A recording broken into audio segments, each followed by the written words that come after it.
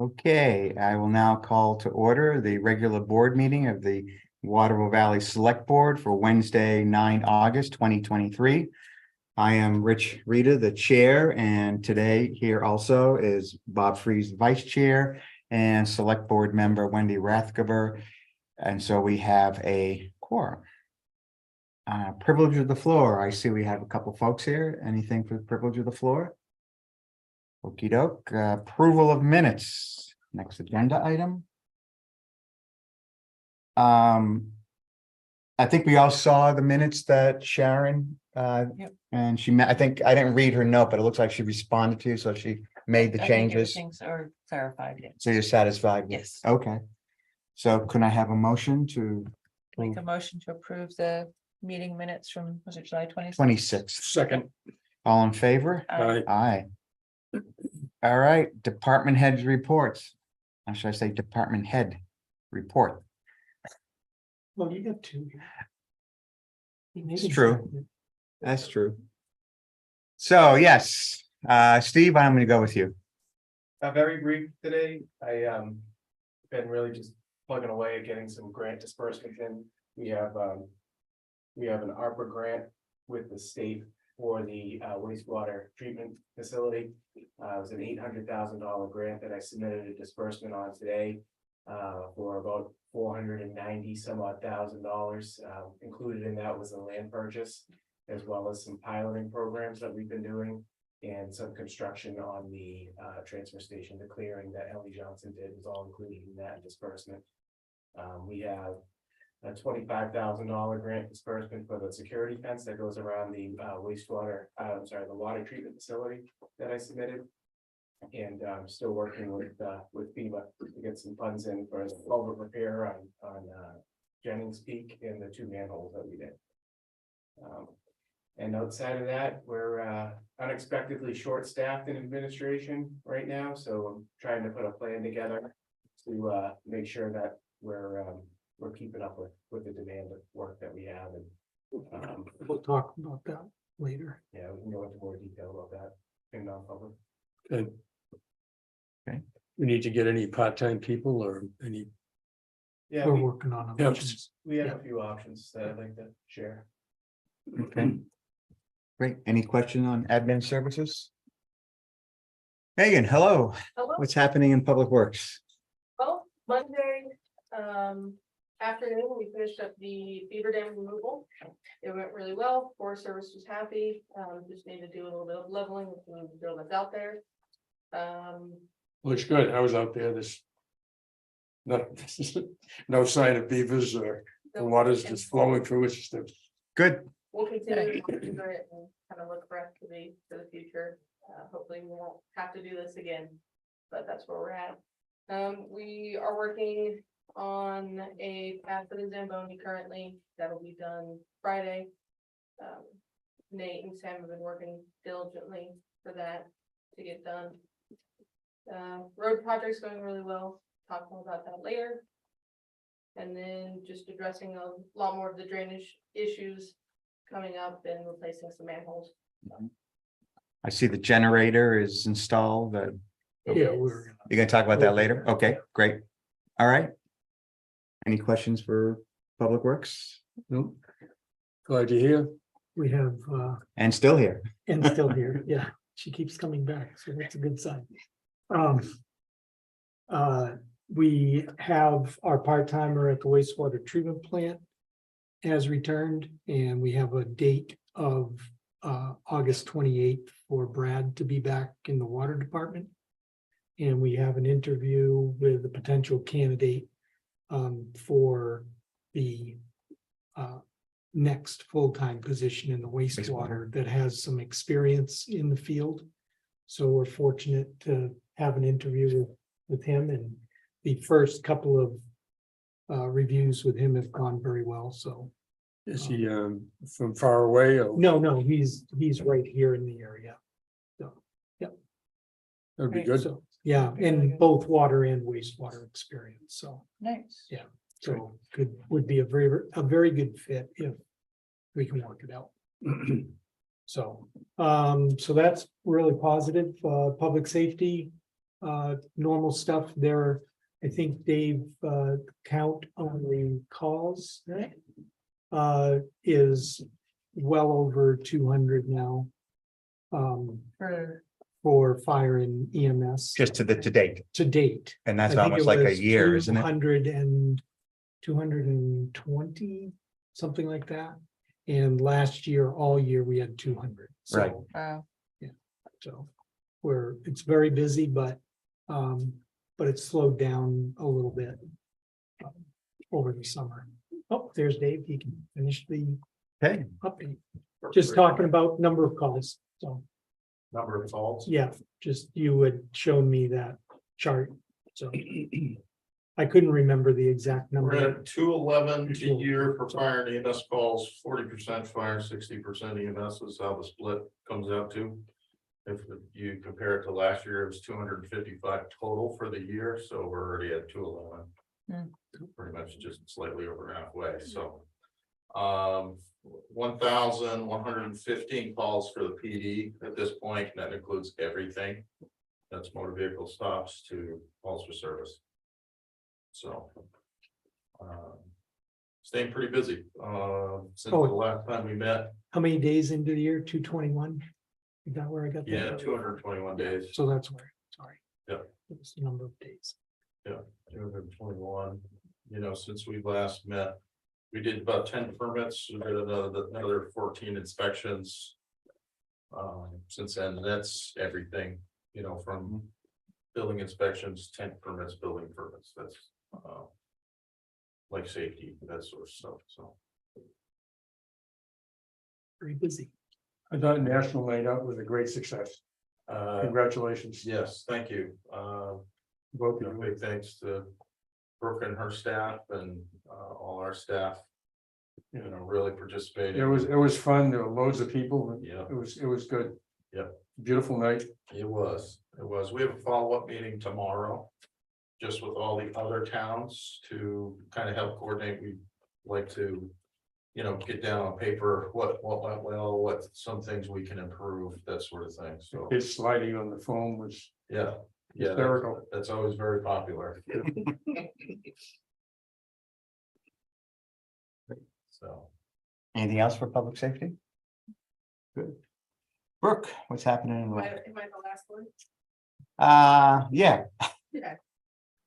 So I did look at the camp numbers. I wasn't able to report those to Mark until after he sent out the meeting packet.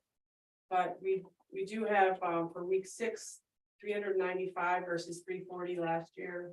And this week, 370 versus 330 last year. And then next week, we will have 80 versus 75. So we are, even though we were lower in the first couple of weeks, we're higher now in the last 2 weeks, which is what we kind of anticipated. When does it end? This week is our last traditional week of camp, and then next week we have a field trip week, Monday through Thursday, where a much smaller group will go out and, go to Wellington Beach and do different things outside the building so that the school can come in and clean up the classrooms, transform it back to a school. Refinish some of the floors, some of the stuff they have to do. it's only what, 2.5 weeks? School Yeah, stuff, we right? have a blood drive on Monday, so they won't be able to get to it till after that. So Wiley will be able to probably get started on that on Tuesday. When does school start?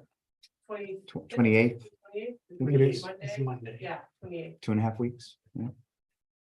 But did you end up having to get the bus for the next week? For the trips? We You are had gonna said- be using our, We're just using both. of yeah, our we're using buses. our buses. Okay. Right now, we are one over using one bus, so we're hoping to get some more registrations. All right. So, yeah, we're planning on staying fairly local, so that we can use those 2 buses. What's 14 the limit? What's the limit? Well, really, the limit for the bus is 13 because you have to have a staff person being able to, engage with the kids while you have another staff person driving. You can't just have someone driving and then a free for all in the back, so. And it is So it's limited, 13, Bob, to yes. 15 total. Yeah. Including the driver. Yeah. Without a CDL. Yeah. Yeah, So we have that, we have, so this is a big finale week in camp, we have the talent show tomorrow. We had Olympics yesterday, and on Friday we have our all camp barbecue. So it is a fun week. We had a great turnout for the Uganda Regatta. I don't know if anyone had a chance to go down to the pond on Saturday. This past Saturday in the morning, but we had, really our highest numbers in participation. Some good drone footage from somebody put it on social media. I don't know if you have to see that. I saw that, yeah. So that was great. It's a fun event. You don't really have to pre-register or anything. You just show up with with just your family or whomever you're with and sign up and go. So it's a fun event. What else do we have going on? We have the Chalk Fest, which is Labor Day weekend. And we're also hoping to do an ice cream social if weather cooperates outside. Then, after school will start before you know it, after school program. Yeah. So, It's hard to believe there's only a couple of weeks left. Yeah. To the summer programs, Right. pretty much. How is your staffing looking for the school year for after school? pretty good. We have a couple of PSU students that will be sticking around. They do have kind of varying schedules because they're adventure ed students, so they're gone for a couple weeks at a time and then back in town. So we haven't quite fit it all together yet, but it's looking pretty good in terms of people interested in. You're looking at the standard programs for after school, starting at Yeah. 3. Yep, well, 2:45. 2:45. 45 to 5 for sort of the K through 3 age group is really what we mostly are serving, and then our clubs, which are on Fridays, tend to serve sort of the 4 through 6 graders, even the middle schoolers with some of our mountain biking and different things. So we'll put together a similar situation. We do have a bunch of incoming kindergartners. How many? Right now, there's 4. Yeah. What's the school population look like coming in? Do you know, Tim?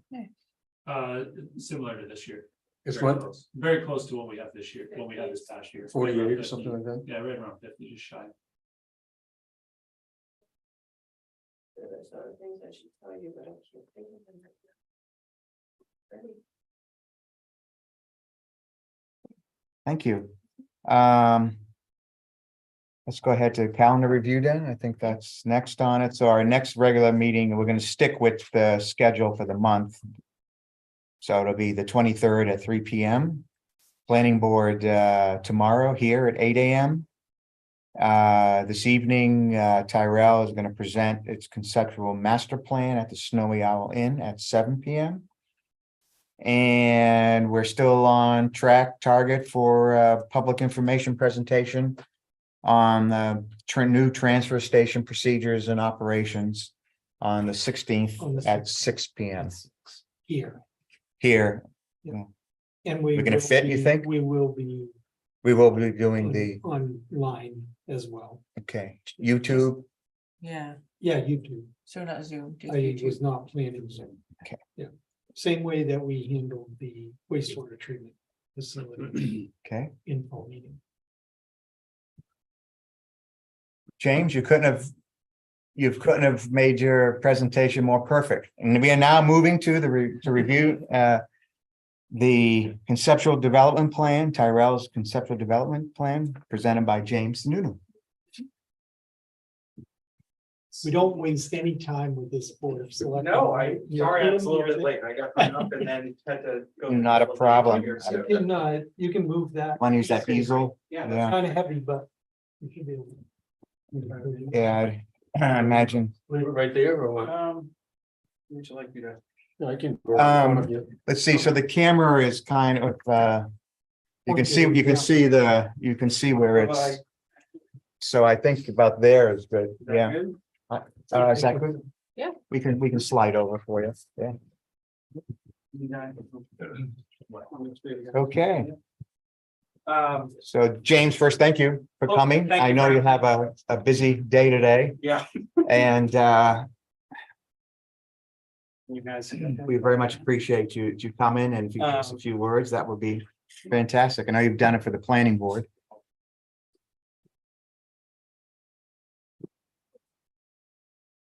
Is it, I'm just tilting it so I can get this. I haven't injured myself with it.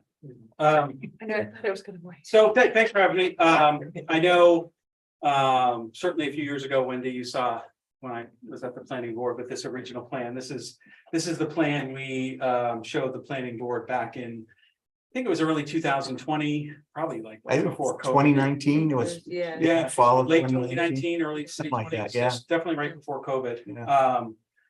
Which was our first run through of a master plan for the land that we acquired from the Waterville Company in mid 2019. And just for a refresher, at least with respect to this master planning, three of the lots that we acquired from the Waterville Company were this 4-acre lot on the south side of Corcoran's Pond, 8.5 acre lot next to the ice arena where the old golf hole is, and then 18-acre lot that encompasses all the existing parking areas plus everything up and around what was at the time just one Green Peak townhouse there. So that comprised about 30 acres of developable land that we acquired and started planning for. We built off a little bit off of an existing plan that the Waterville Company had at that time, which incorporated a hotel, in their case, closer to the pond here, had a similar hotel here, had a gondola terminal, as we see here, and I'll talk a little bit more about in a second, and then some other development here, including these Green Peak townhouses. And so we went through and did something very similar, went through a planning exercise, looked at, what was desirable in terms of what could be supported on the land that we had, what would be beneficial to the resort as a whole, in terms of the amenities that we wanted to bring, the hotel rooms we wanted to bring, the proximity of things to the existing commercial infrastructure. But we also were constrained, we had constrained ourselves to looking at surface parking only, which became a constraining factor in what could be developed here in the town core. We have existing parking that's provided to the Black Bear, the Snowy Owl Town Square, which you're all very familiar with. And we need to accommodate that parking plus new parking that would come with additional development in here. So we did what we could to plan in as much as we could in this area. And then, talked about this with the planning board as sort of a initial conceptual development. In the interim, we have undertaken the actual development of the Green Peak townhouses. The three here you see are pretty much complete. On the other side of the road, instead of a development in this shape without covered parking, we actually did the same style houses on the other side of the road. So I think you're all pretty familiar with that. But at that point, we went back and decided to take another look at what we could do in the town core, looking at higher density. It's something we talked to the town a number of times about, a desire to, get the maximum beneficial development in the town core. This is all zone C1, so it's intended for more dense development. So we decided to go back and look at that and come up with a revised plan to see what we could do there. As I said, the gondola is a big part of that. So when I get to this next one, I will show you. I'm going to start with the gondola discussion and then talk about some of the other elements. So we finished. You guys want to move over here so you can see better? You sure? You can just put a couple of chairs over here. Good, okay. And so, as I said, the gondola, which is in the planning process with the resort and the Forest Service, is envisioned as starting in the center of town, adjacent to the existing town square, in the parking lot next to the ice arena. That is a long desired connection between the town and the resort for aerial transportation. That's part of the town's master plan. It has been mentioned in the town's master plan for a number of years. It's been mentioned in resort planning for many, many years. And we are working with the Forest Service towards that. So that becomes kind of an anchor in the middle of town around which we looked at what else we wanted to develop. We started with looking at hotel room inventory that exists in the valley, which I think people know is fairly limited as far as traditional hotel rooms go, and frankly quite dated for what's existing in hotel rooms, largely in the Snowy Owl, Valley Inn, Silver Fox. There's other rental properties in town, but they aren't considered, traditional hotels. A Golden Eagle, Black Bear, those aren't what we would consider traditional hotels, full service hotels. So we had a feasibility study looking at how many hotel rooms that we thought the Valley could support, and it's quite a few more than exist here now. So in looking at the hotel portion of this plan, we stuck with the idea that's been around for quite a while from the water bill company of a smaller hotel here on the south side of the pond, 75, 80 rooms perhaps. Could incorporate something like a spa, a higher end spa facility with that, keeping the open space arbor that we use for weddings right now. And a recently developed idea is perhaps incorporating the idea of a chapel on that site, along with this building. That's something it just started talking about with the chapel committee recently. They approached me with that idea about, is there some place on our properties where maybe a chapel could be accommodated, and that's something that could be kind of a win-win in terms of providing a chapel that's used by the community and also a beneficial facility to add on to this hotel facility. The second hotel we have, again, it's something that the water bill company had thought about for quite a while, was a larger hotel on this side of the pond, and their concept plans from the 20 teens that I've seen, it was over here by the pond. We moved it here to be more adjacent to the gondola and allow guests in this hotel to be able to walk right over to the gondola terminal where we have it located. We think that walk in, walk out, ski in, ski out is a real plus as far as attractiveness of the Valley to a certain type of resort guest who's looking for something like that. This would be a very large hotel, 300 rooms or so. Conference facility that is can accommodate larger conferences than what we can currently do in the conference center, and some other amenities in this hotel, cafe, restaurant, things like that. The other parts of this that we looked at were condominiums, and we have a few condominium buildings here. We have this building here, the A building, which is condominiums, and then some mixed use that looks out onto this area here. These are also some condominiums here, along with what we envision as being perhaps the adventure center for the resort. This right here, little mini golf course potentially out here that ties into the indoor activities that are going on at the adventure center here. And then in addition, we have some other buildings spread around here that are largely commercial in use. These buildings in here, not very specifically defined, but could be restaurant, retail, cafes, an aquatic center here with indoor, outdoor swimming, and perhaps some other commercial activity in that building there. And then supporting all of this, as I mentioned before, what we have is additional parking. And the way we achieve parking to reach this kind of density with these numbers of hotel rooms and these number of condominium units is a mixture of underground, surface, and above ground parking. Not shown on here, but there's underground parking envisioned under these large buildings here, which would primarily be utilized by guests or owners of these properties. But then you have surface parking that is maintained here in front of the Black Bear, over in front of the Snowy Owl. You have surface parking over here that's adjacent to this building and the ice arena. And we have multi-level garage parking here and here. And those are envisioned as being one level below ground, a surface level, and then depending on final parking requirements, 1 or 2 levels above ground. But that would depend on final parking calculations. We looked at the parking calculations that exist for the properties that are there, the parking calculations that would be necessary under the ordinances for all of these properties. But you do enter into a little bit of a gray area when you have shared parking. I think that's something that has been talked about in the past with the planning board in terms of shared parking for Town Square, Snowy Owl, Black Bear, Ice Arena. So final parking numbers and final configuration of these would likely depend on what that final discussion and working with the planning board would be required for parking, but those garages would be 1 or 2 levels above ground. At 2 levels, it gives us, absolutely the maximum parking needed for all of these, but as I said, if they're shared parking resources that get factored into that calculation, that could change. So that's it in a nutshell.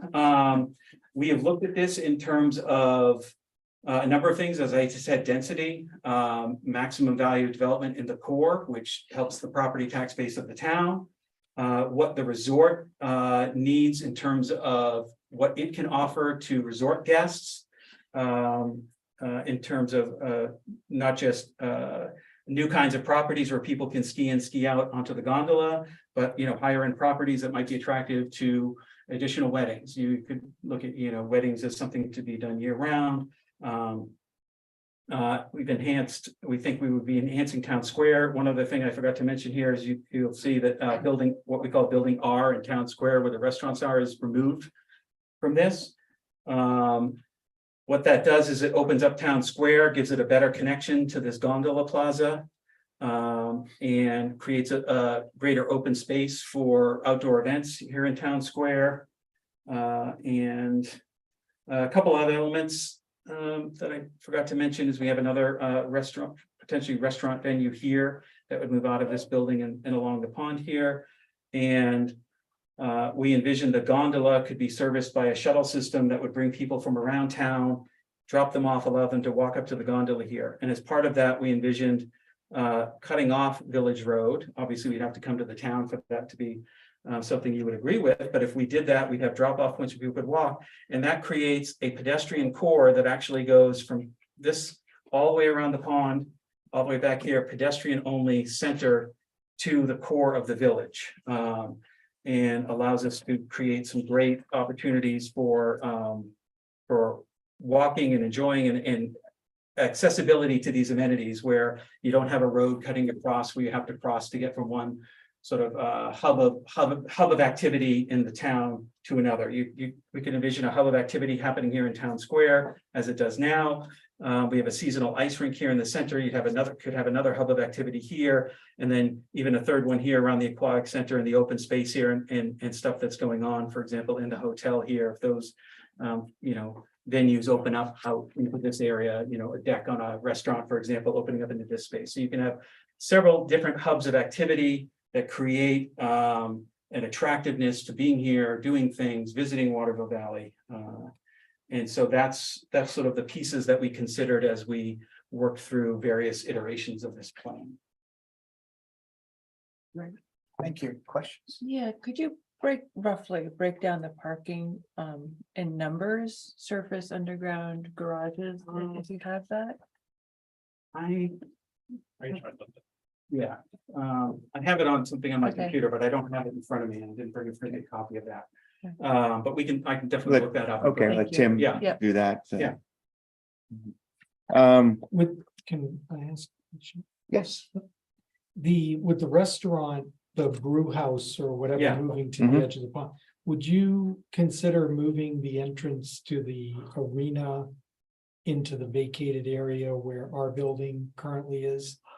That's certainly possible. That's Okay. certainly a possibility. Yeah, Yeah. and just to put the proper frame around this is all very conceptual, Yeah, high level, absolutely, There absolutely. has been no specific planning or engineering around any of Yeah. these things. We're not prepared. We're not about to drop any of No, this no, in no, front no. of the planning board. So No, but that's things the like kind of that are thing- totally open Okay. for, and I'm sure there will be a lot of things that crop up as we, work through these things and as hopefully phases of this get implemented. It's also, it's not like this is all going to be built at once. It's going to take a lot of time and phases to build this. I mean, starting with, we have the gondola that's going on and, some of what happens around here is certainly contingent upon getting approval from both the Forest Service and the town, because this is, obviously town property as opposed to what's up in the Forest Service, that we're gonna have to work with both entities to get final approval for that. So if something changes here, then we're gonna have to adjust the plan accordingly to accommodate for what might change there. So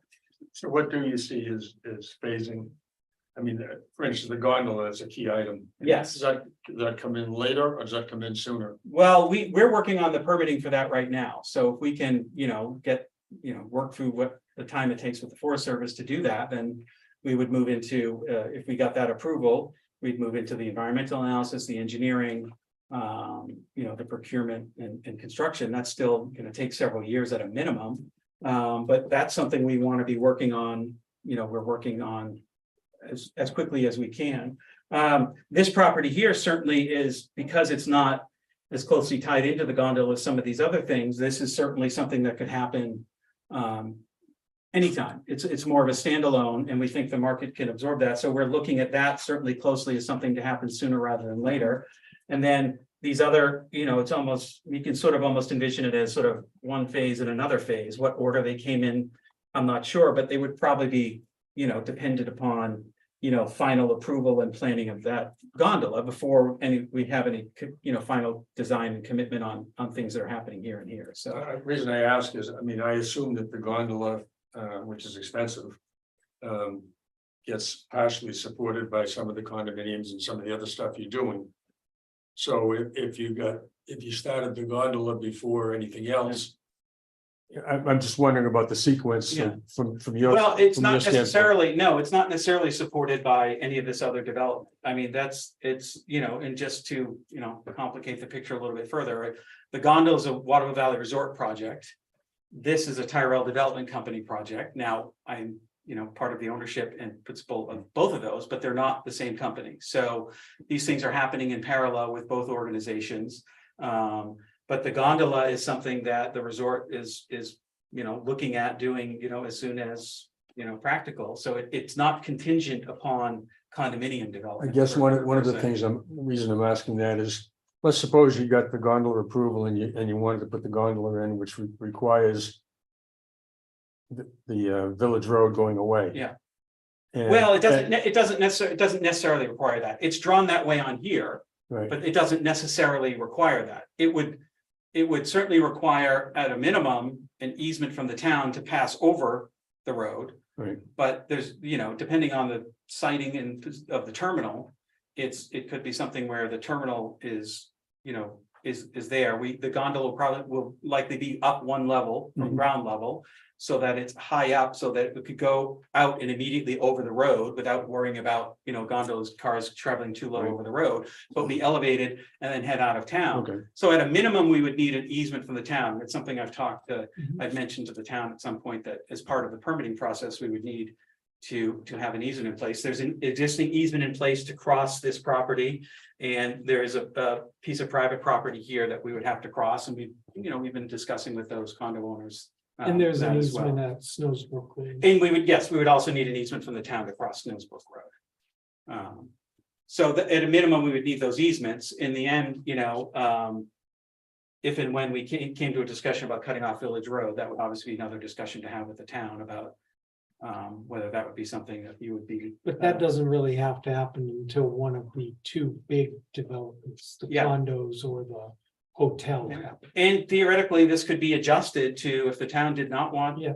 Village Road to go away, this could be adjusted to allow for, this is an elevated walk through here, so it could be that the road continues through and just passes, under the gondola and under here, and we accommodate for that. That's certainly feasible. This is, as I said, this was conceptual. Actually, the idea of Village Road going away was not actually my original idea. It's something that Bill Cantlin had suggested to us a number of years ago when we were talking to him about purchasing the land and talking about the various development plans that the Waterville Company had. And they've had many different development plans over the years, going from, one that had multiple ponds spread around town, one that had ski lifts up Snows Mountain that started on what now the golf course, what was currently the old golf course hole, a whole number of ski lifts up Snows Mountain. Lots of revisions over the years. There, back in 2002, they had a plan like this that had 80 or 100 or 150 townhouses crammed into this 18 acres, which I don't think is really the direction that we want to go. Building townhouses is profitable business. We could cram this full of townhouses, triplexes and make money, but that's not going to be, I don't think that's going to be, certainly not going to be good for us as the owners of the resort and operating that business. And I don't think that's going to be good for the town in terms of its mix of residential and commercial and recreational activity, so. One of the questions I hear most often is, how is the existing town square gonna get serviced, the businesses? And what about, in the same regard, what about the post office and Jugtown?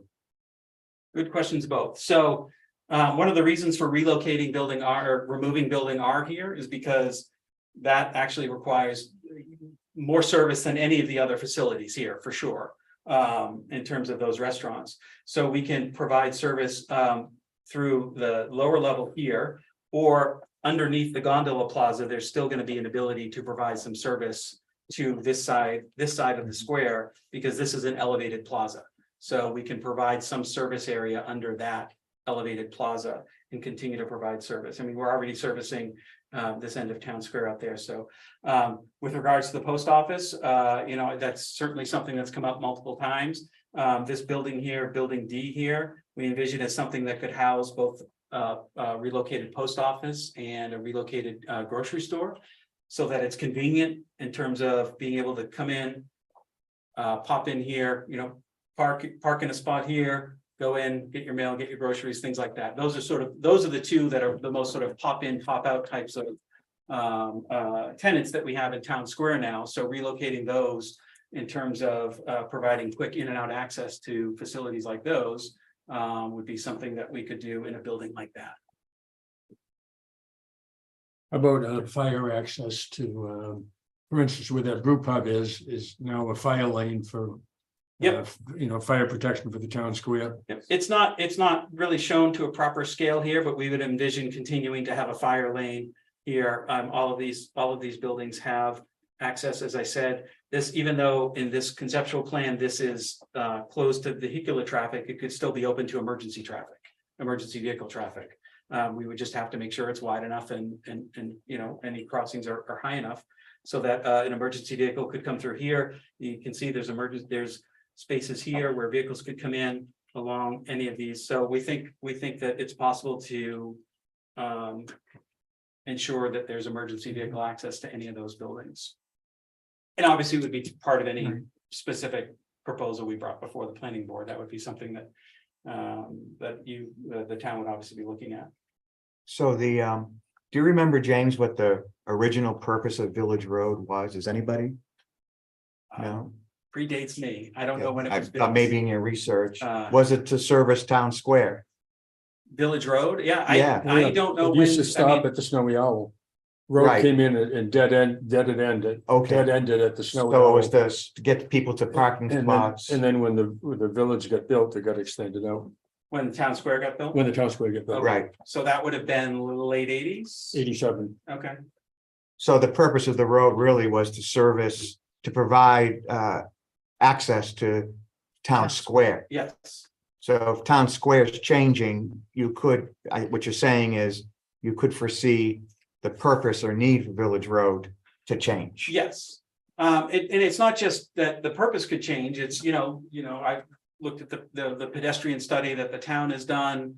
It has a lot of great things in there, and it certainly is advocating for a pedestrian friendly core of the town. And we envision one way to do that is to make this all literally pedestrian only. If this is all pedestrian only, that's going to be very friendly to people who walk around. And one of the reasons we've pushed parking out to the perimeter here rather than interspersing it is because we see guests now that want to come park their car and then have easy walkable access to everything that they are enjoying while they are a visitor. So by doing that, we have, someone can come park their car underground or in a garage. They can be in their room. They can get on the gondola. They can walk over to do activities here, ice skating, pool, town square. It's all, village. This is all walkable. So we want to make that as friendly as possible to guests who want to come in and have that kind of experience and not have to worry about, crossing. It's not a super busy road, but it's a road, and it's still a bit of a barrier to, connecting those two parts of the center of town. You're talking about parking, so I have the numbers. Okay. Surface parking is 460, structured unit parking, structured under parking is 455. Garage A is 420, garage B is 560 for a total space of 1,895. The requirements for this conceptual is 1442. Obligated parking, Existing already obligated. existed obligated parking is 522. So we're a little shy of the requirement as of, this. Yeah, it's a little bit shy. If you calculate the numbers per this ordinance, it's slightly shy, but that also doesn't account for, say, removing building R. It's like, we're not sure what that does. Obviously, if you're moving, Right. if you're replacing them, yes, but if you're replacing them with a restaurant in the hotel, for example, it's gonna, your calculation is gonna be a little bit different Yeah, and more because complicated. different uses Right, have different and parking. so it comes out pretty requirements. close to what we calculated as what the required parking would be under the ordinance. So with those numbers for the garages, that's with 2 levels? Or That is that assumes max? 2 levels. Okay. Yeah, that assumes 2 levels.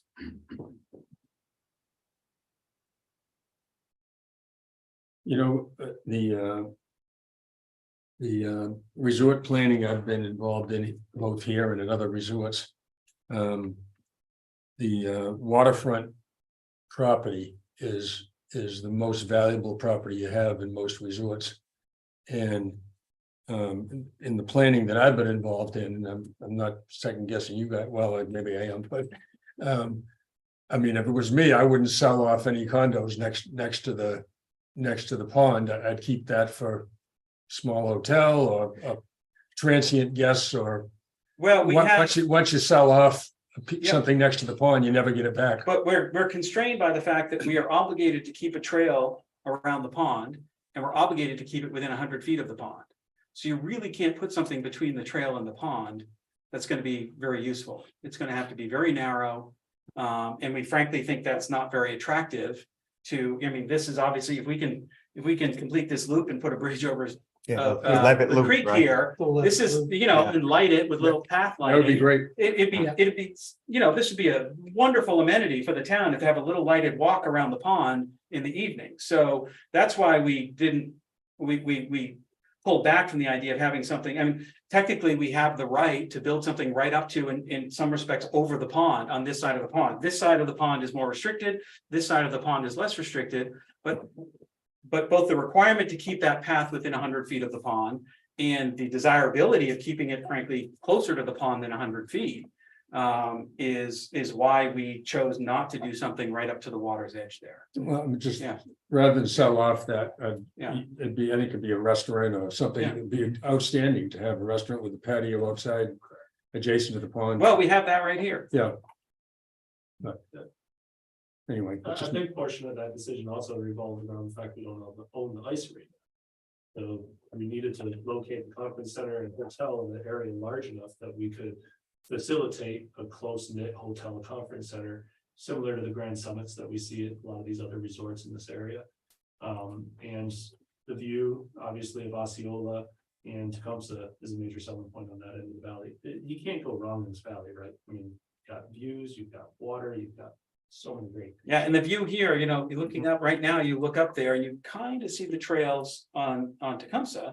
But that face of Green Peak will be developed into trails. So suddenly the resort will feel like it's that much closer because you're going Right. to see those Right. trails right there. That's in your You- master plan. That's in the resort's master skier. plan. That's part of what we're working with the Forest Service right Right. now is there'll be some initial trails cut with that gondola.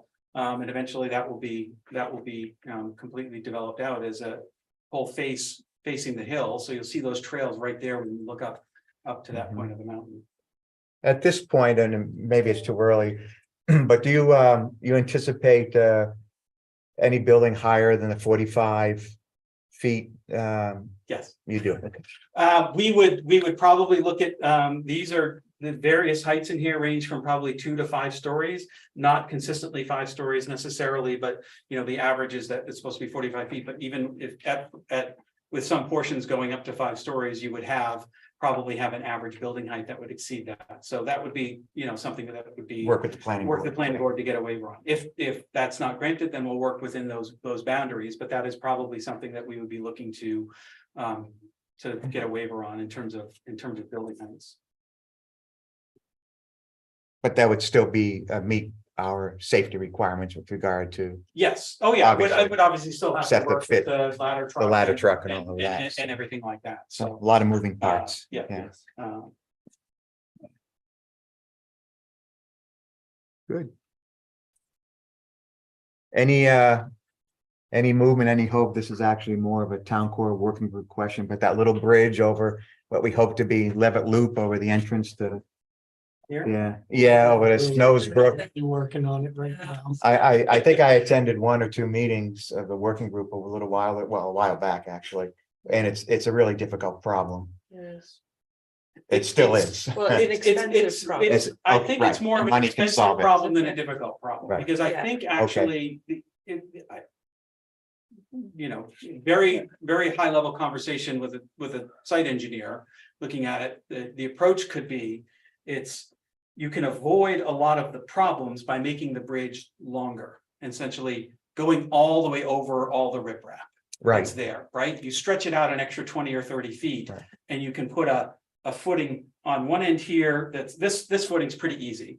mhm, This side's more complicated, but if you just stretch the bridge out further, there's a nice landing for a footing. You're making the bridge 20 or 30 feet longer, but you're saving yourself a world of complication in terms of engineering a footing into that slope with the riprap and things like that. right, So really, then it just becomes a question of purchasing, you know, probably a pre-engineered, pre-built bridge that gets delivered in 2 big segments, and they drop it in with cranes on site. But you're probably talking into the, you know, low to mid 6 figures when all is said Wow. and done for something like that. You know, I'd be surprised if it could possibly come in at under $300,000.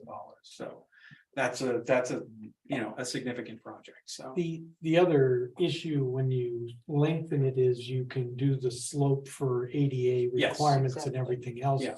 A That we'll lot have to do. easier and get your clearance over the stream that you need. yes, So you don't have a bridge that goes like in a V. yes. I It's see. more of a, I was up in Prince Edward Island and Yeah.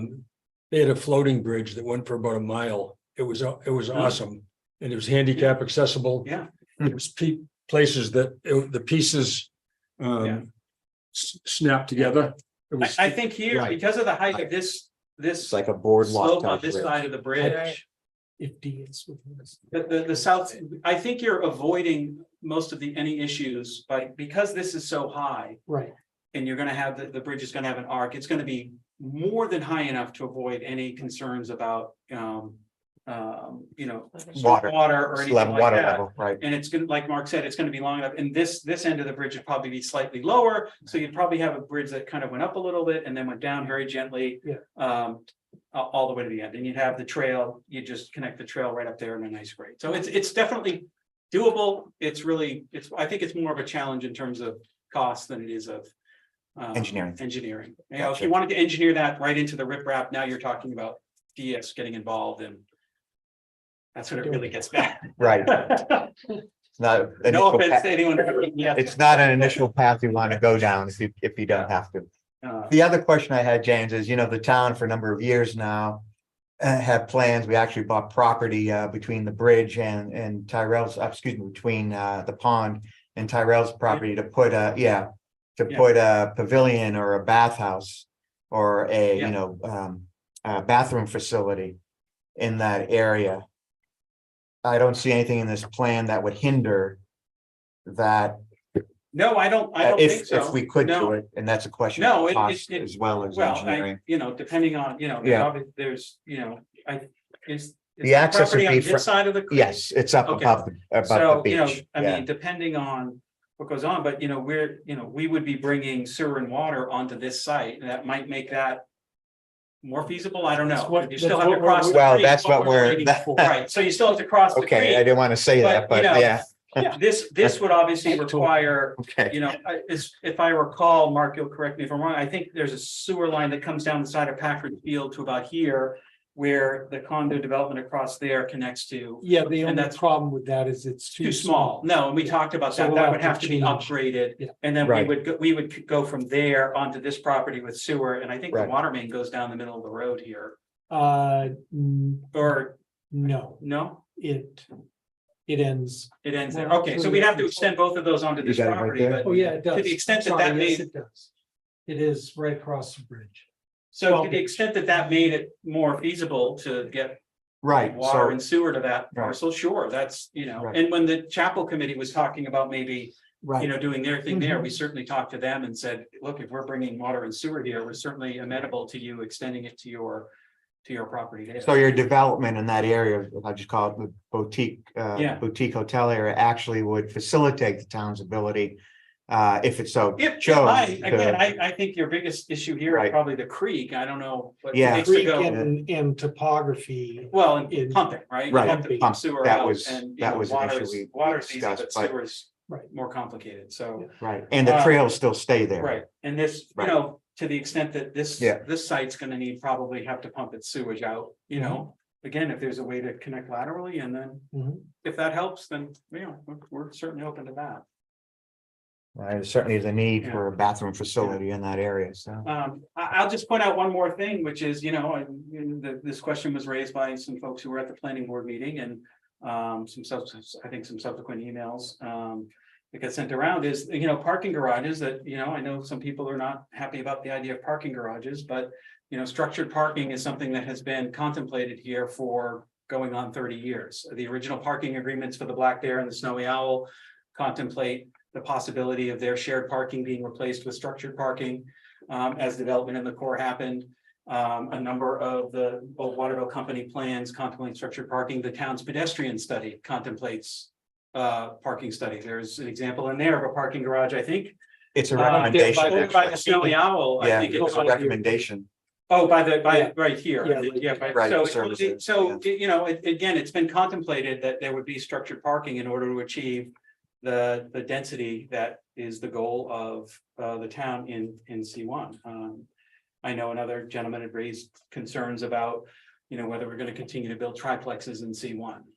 You can't build single family or duplexes, but you can build triplexes or greater. And, you know, because they thought that would be, you know, not great. I mean, that would be back to something like this, which is, I don't think, you know, people can come take a look at this up close, but it's really not.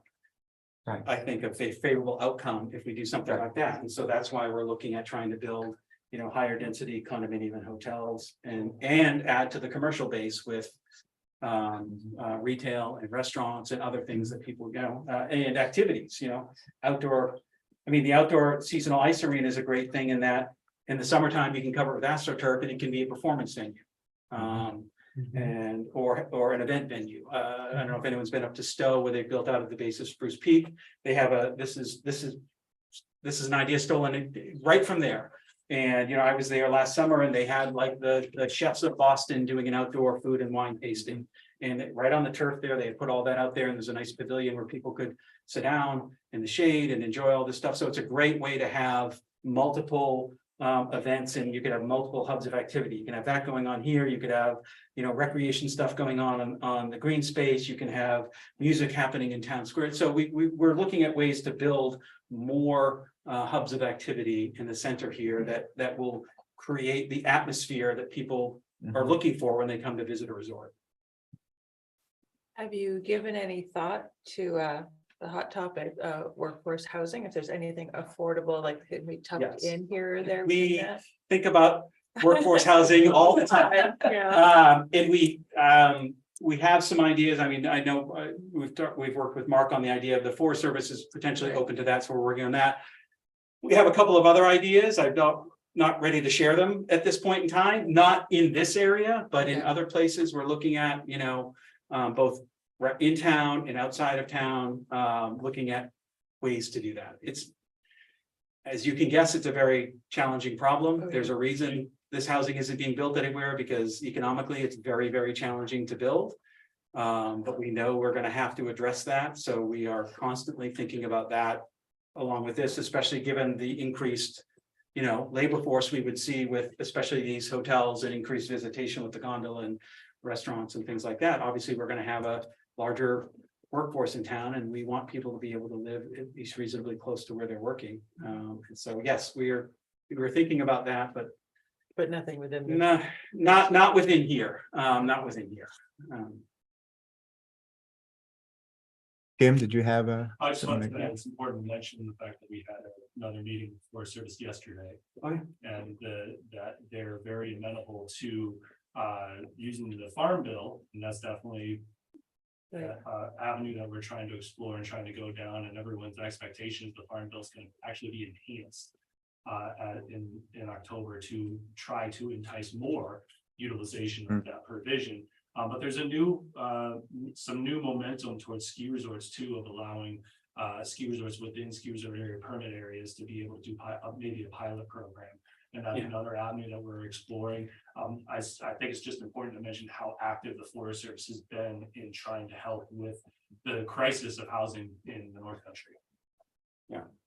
And they're facing the same problem we are, the same problem the town is. They are looking, they've hired people that have accepted jobs and then have come in and 3 weeks later, they say, I'm not taking the job. I can't find a place to live. So they're facing the same problem we all are. So it's a pretty universal issue. One more important part also is the grant money that you received and the information that I've been forwarded on that study that has been being performed by the town has made it to DC through Geraldine Link at the NSAA, just to showcase how the town is so active in this also. So the town, the forest, and the ski resort being so active in the business community, being so active and trying to find a solution. I think we're primed for a pretty good outcome. I hope so. I mean, there's no better test case than Waterville Valley. I don't think there's no other community in the country that is so constrained on developable land. I mean, it's obviously everyone knows it's a 40,000 acre town with what, roughly 600 acres of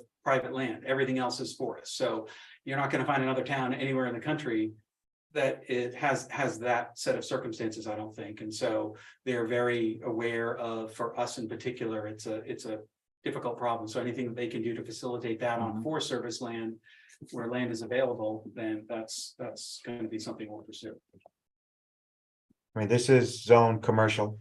Yep. And it's, generally speaking, I would say it's very nice to see at least the concept of what the commercial town core could look like. It's something that the town core working group has been working on. It's something that the pedestrian study recommended and it actually goes back to Tom Corcoran, right, with the concentric circles Yes. of development rather than just parking lot, big parking lots and condominiums. Yes.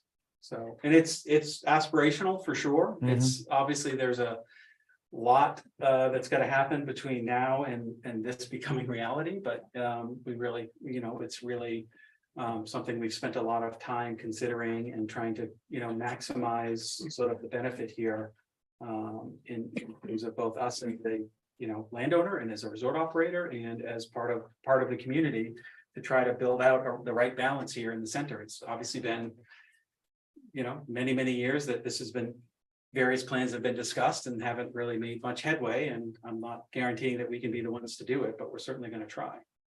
I will say something about the 1970 Waterville Valley study done by the White Mountain National Forest, where in here it stated that the build out would be 5 to 10 years. It's been Just that as zero to both those numbers. As long as we don't add another zero. Yeah, at that point, it'd be somebody else's issue, right? It will be this way too. Yeah, this way too, potentially, right? Well- I'll just say, as you mentioned, I'll be at the Snowy Owl tonight. The Ray Center is You're the guest speaker. restarting their speaker series, and they invited me to come talk about this. So everyone's welcome to come there, and I think that's at 7 o'clock. So It is. come Yeah. take a look up close. We'll have some additional versions of those older plans if people are curious about the history of how Waterville got from, where it started in the 60s to here. And happy to answer any further questions. I mean, I Great. don't know how to reach me, so. Yes, sir. Anything now for the rest of the board? Anything good? Thank you so much, All right, James. thank you. Very, very informative, very helpful. Thank you.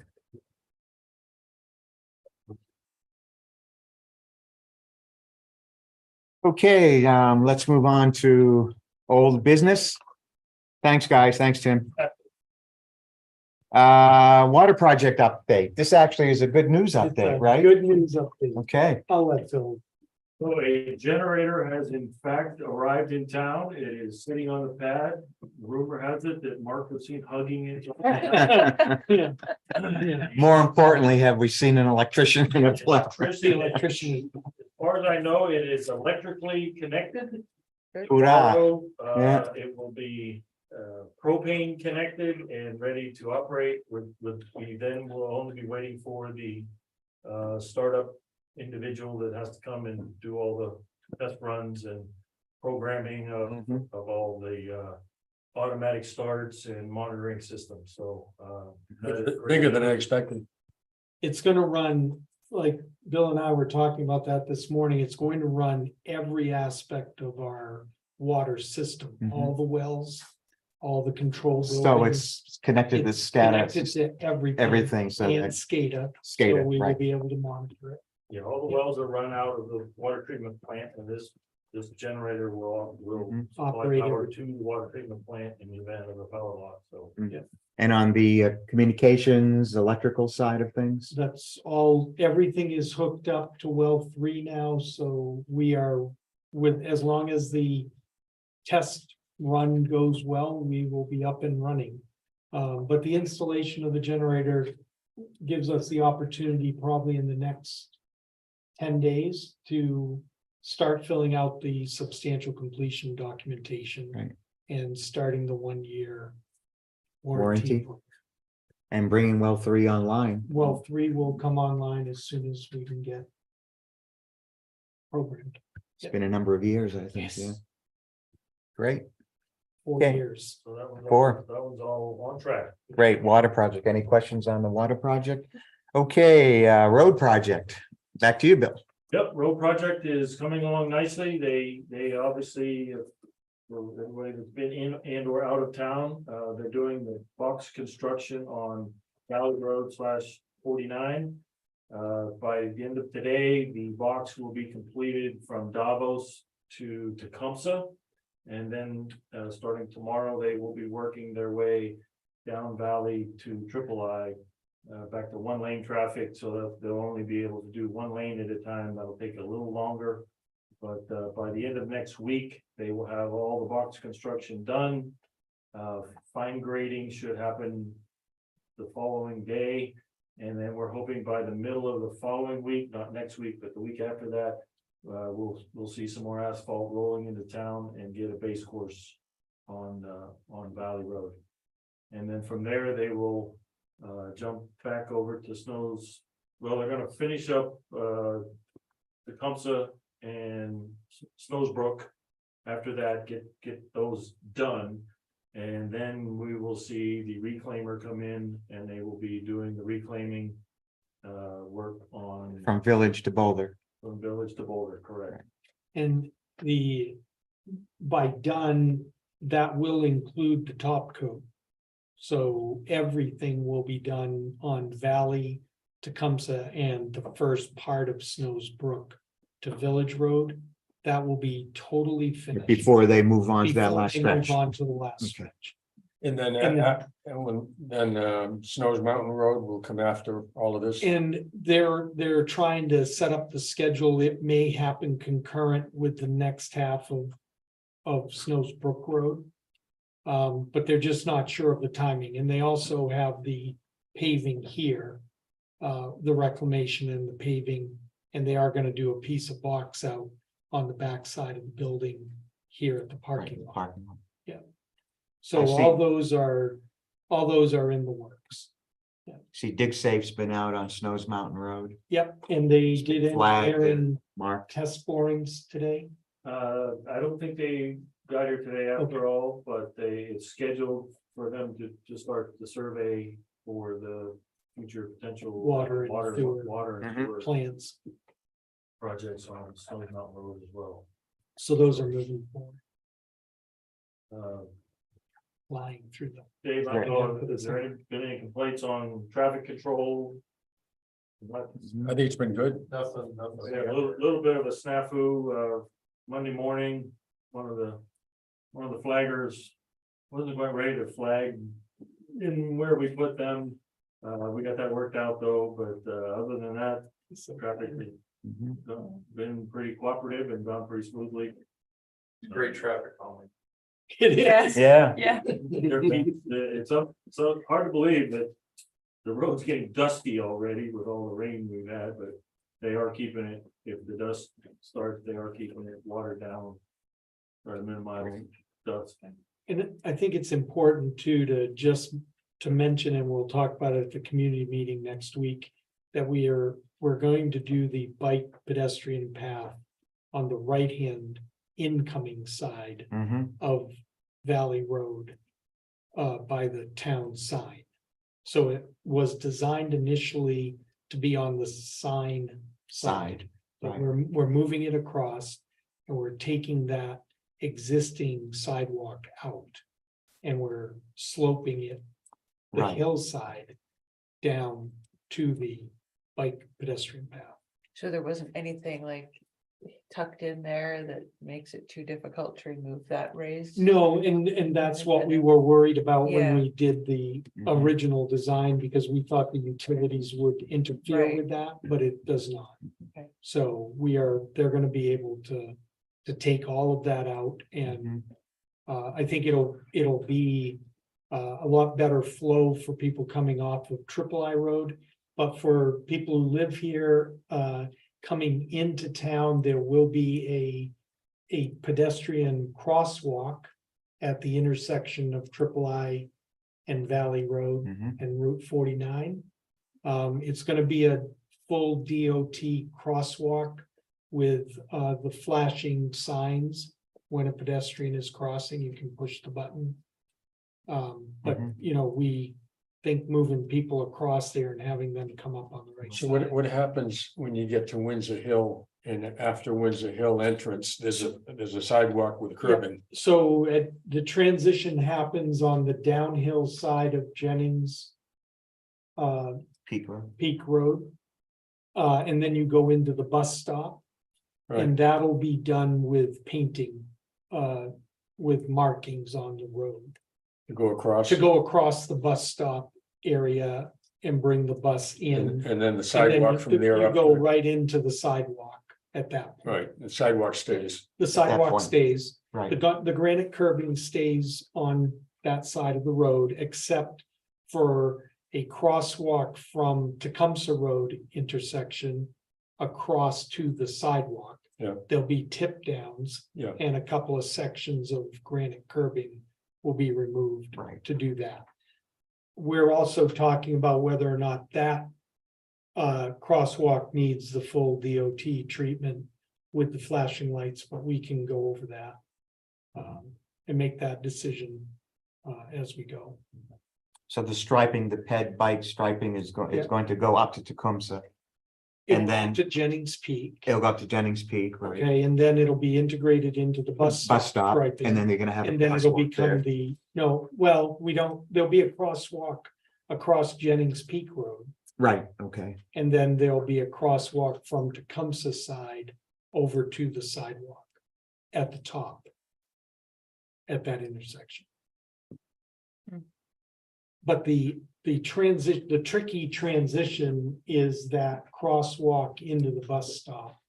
Because we don't want to move that bus stop that's used a lot by Right. Windsor Hill and the Right. folks on Jennings Peak. So, we do have to work that out. But the Yeah. engineer is working on the striping plan right now. We're gonna strike the bikes out onto the side of the roadway. Right. and Well, we're still pedestrians talking about that. Pedestrians up onto the curb sidewalk. Oh, in that one In particular that one spot. particular spot. Right, Yes. yeah. Well, But this- we can do, Go ahead. they do that if you've been on Main Street in Concord, they have a dashed line with bike icons. Mhm. That they actually have them right in the middle of the Main Street intersection where you go down to 93 Mhm. from Main Street. There's a Right there, yeah. 3-foot bike path that's in the middle of the turn lanes and the traffic. Yeah, just So gotta be careful we with making can, that. yeah, you gotta Right. be careful, but Yeah. that is a regular DOT approved way of doing it, and the dashed lines that they use for that is what I think the engineer is proposing to move the people around the bus stop. It's gotta be a dashed line because the bus will be crossing it to get into the bus stop, so let's see what he comes up with, and I'll make sure you guys get to see it before there's any commitment to it. Yeah, But all that striping and icons, and then they go down to Tecumseh, they're not gonna continue. They go down to Tecumseh. Right. Right, So. Yep. People coming up are gonna, They're gonna be, they're looking, Encouraged to make a encouraged to left. make a left onto Mhm. Tecumseh and yep, and follow the path. follow that path. Mhm. And the pedestrians will be able to walk straight across the bus stop and straight up the sidewalk like they do now. Right.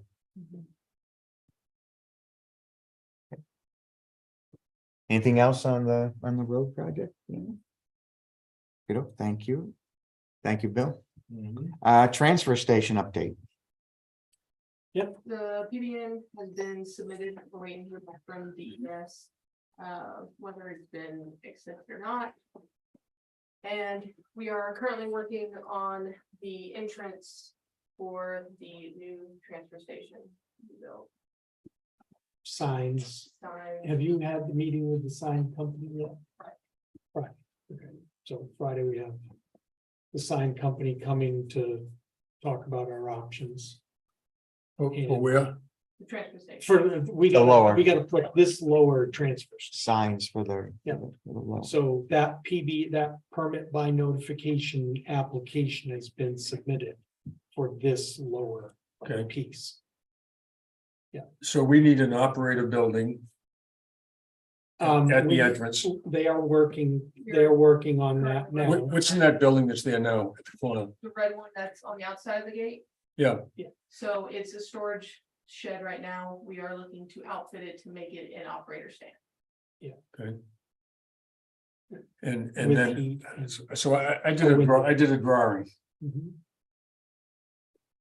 of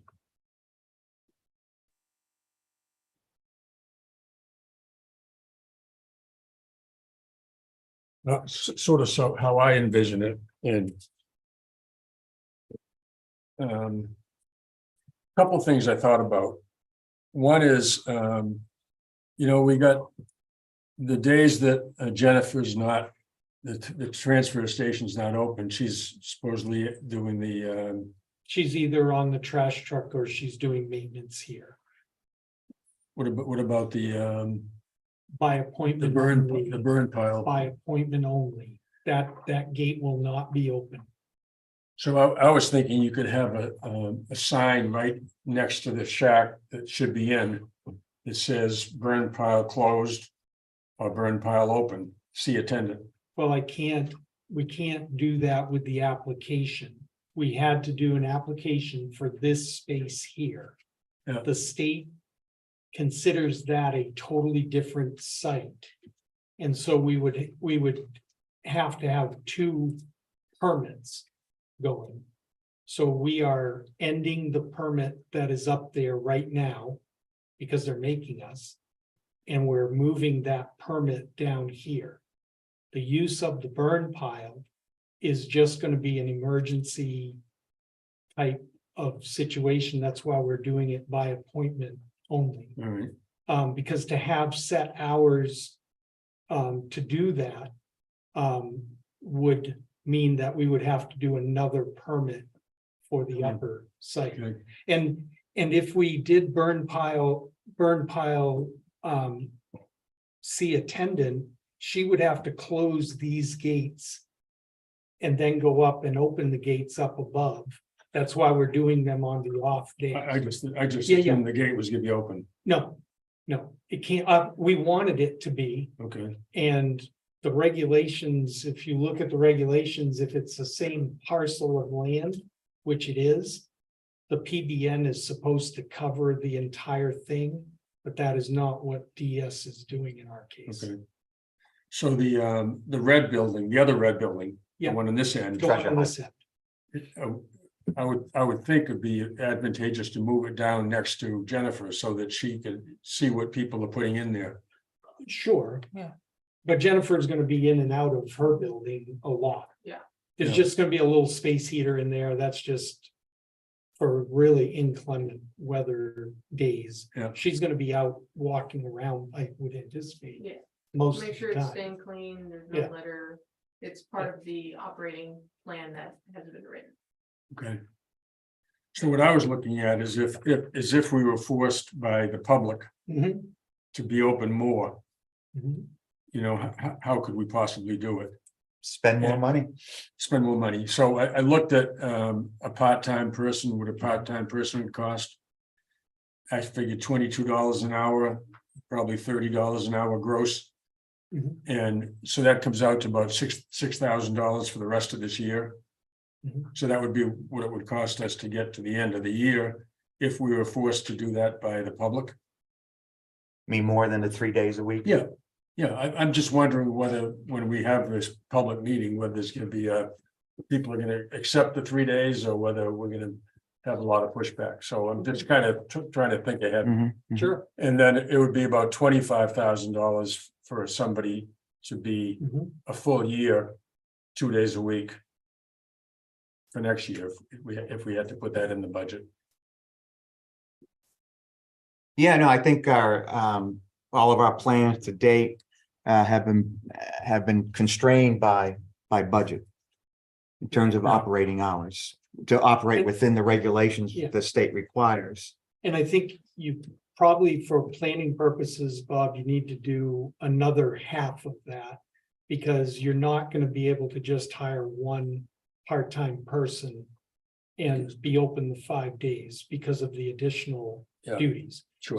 So I think probably around, I was just trying to get an Yeah, yeah, yeah, approximation. Mhm, yeah, mhm. but I think, yeah, we can look at that during budget season. I think we were trying to balance cost with the actual use, right? The number of residents, taxpayers that have to use this facility since they don't have any other Right. place to go. Right, And- and licensed staff. too, Well, right? that would be the other part of it. Anybody else we hire would have to be trained and licensed. Yeah, but you can Part of the process. Found out last meeting, you can do that in a day. You go to take a course for a day down in Concord.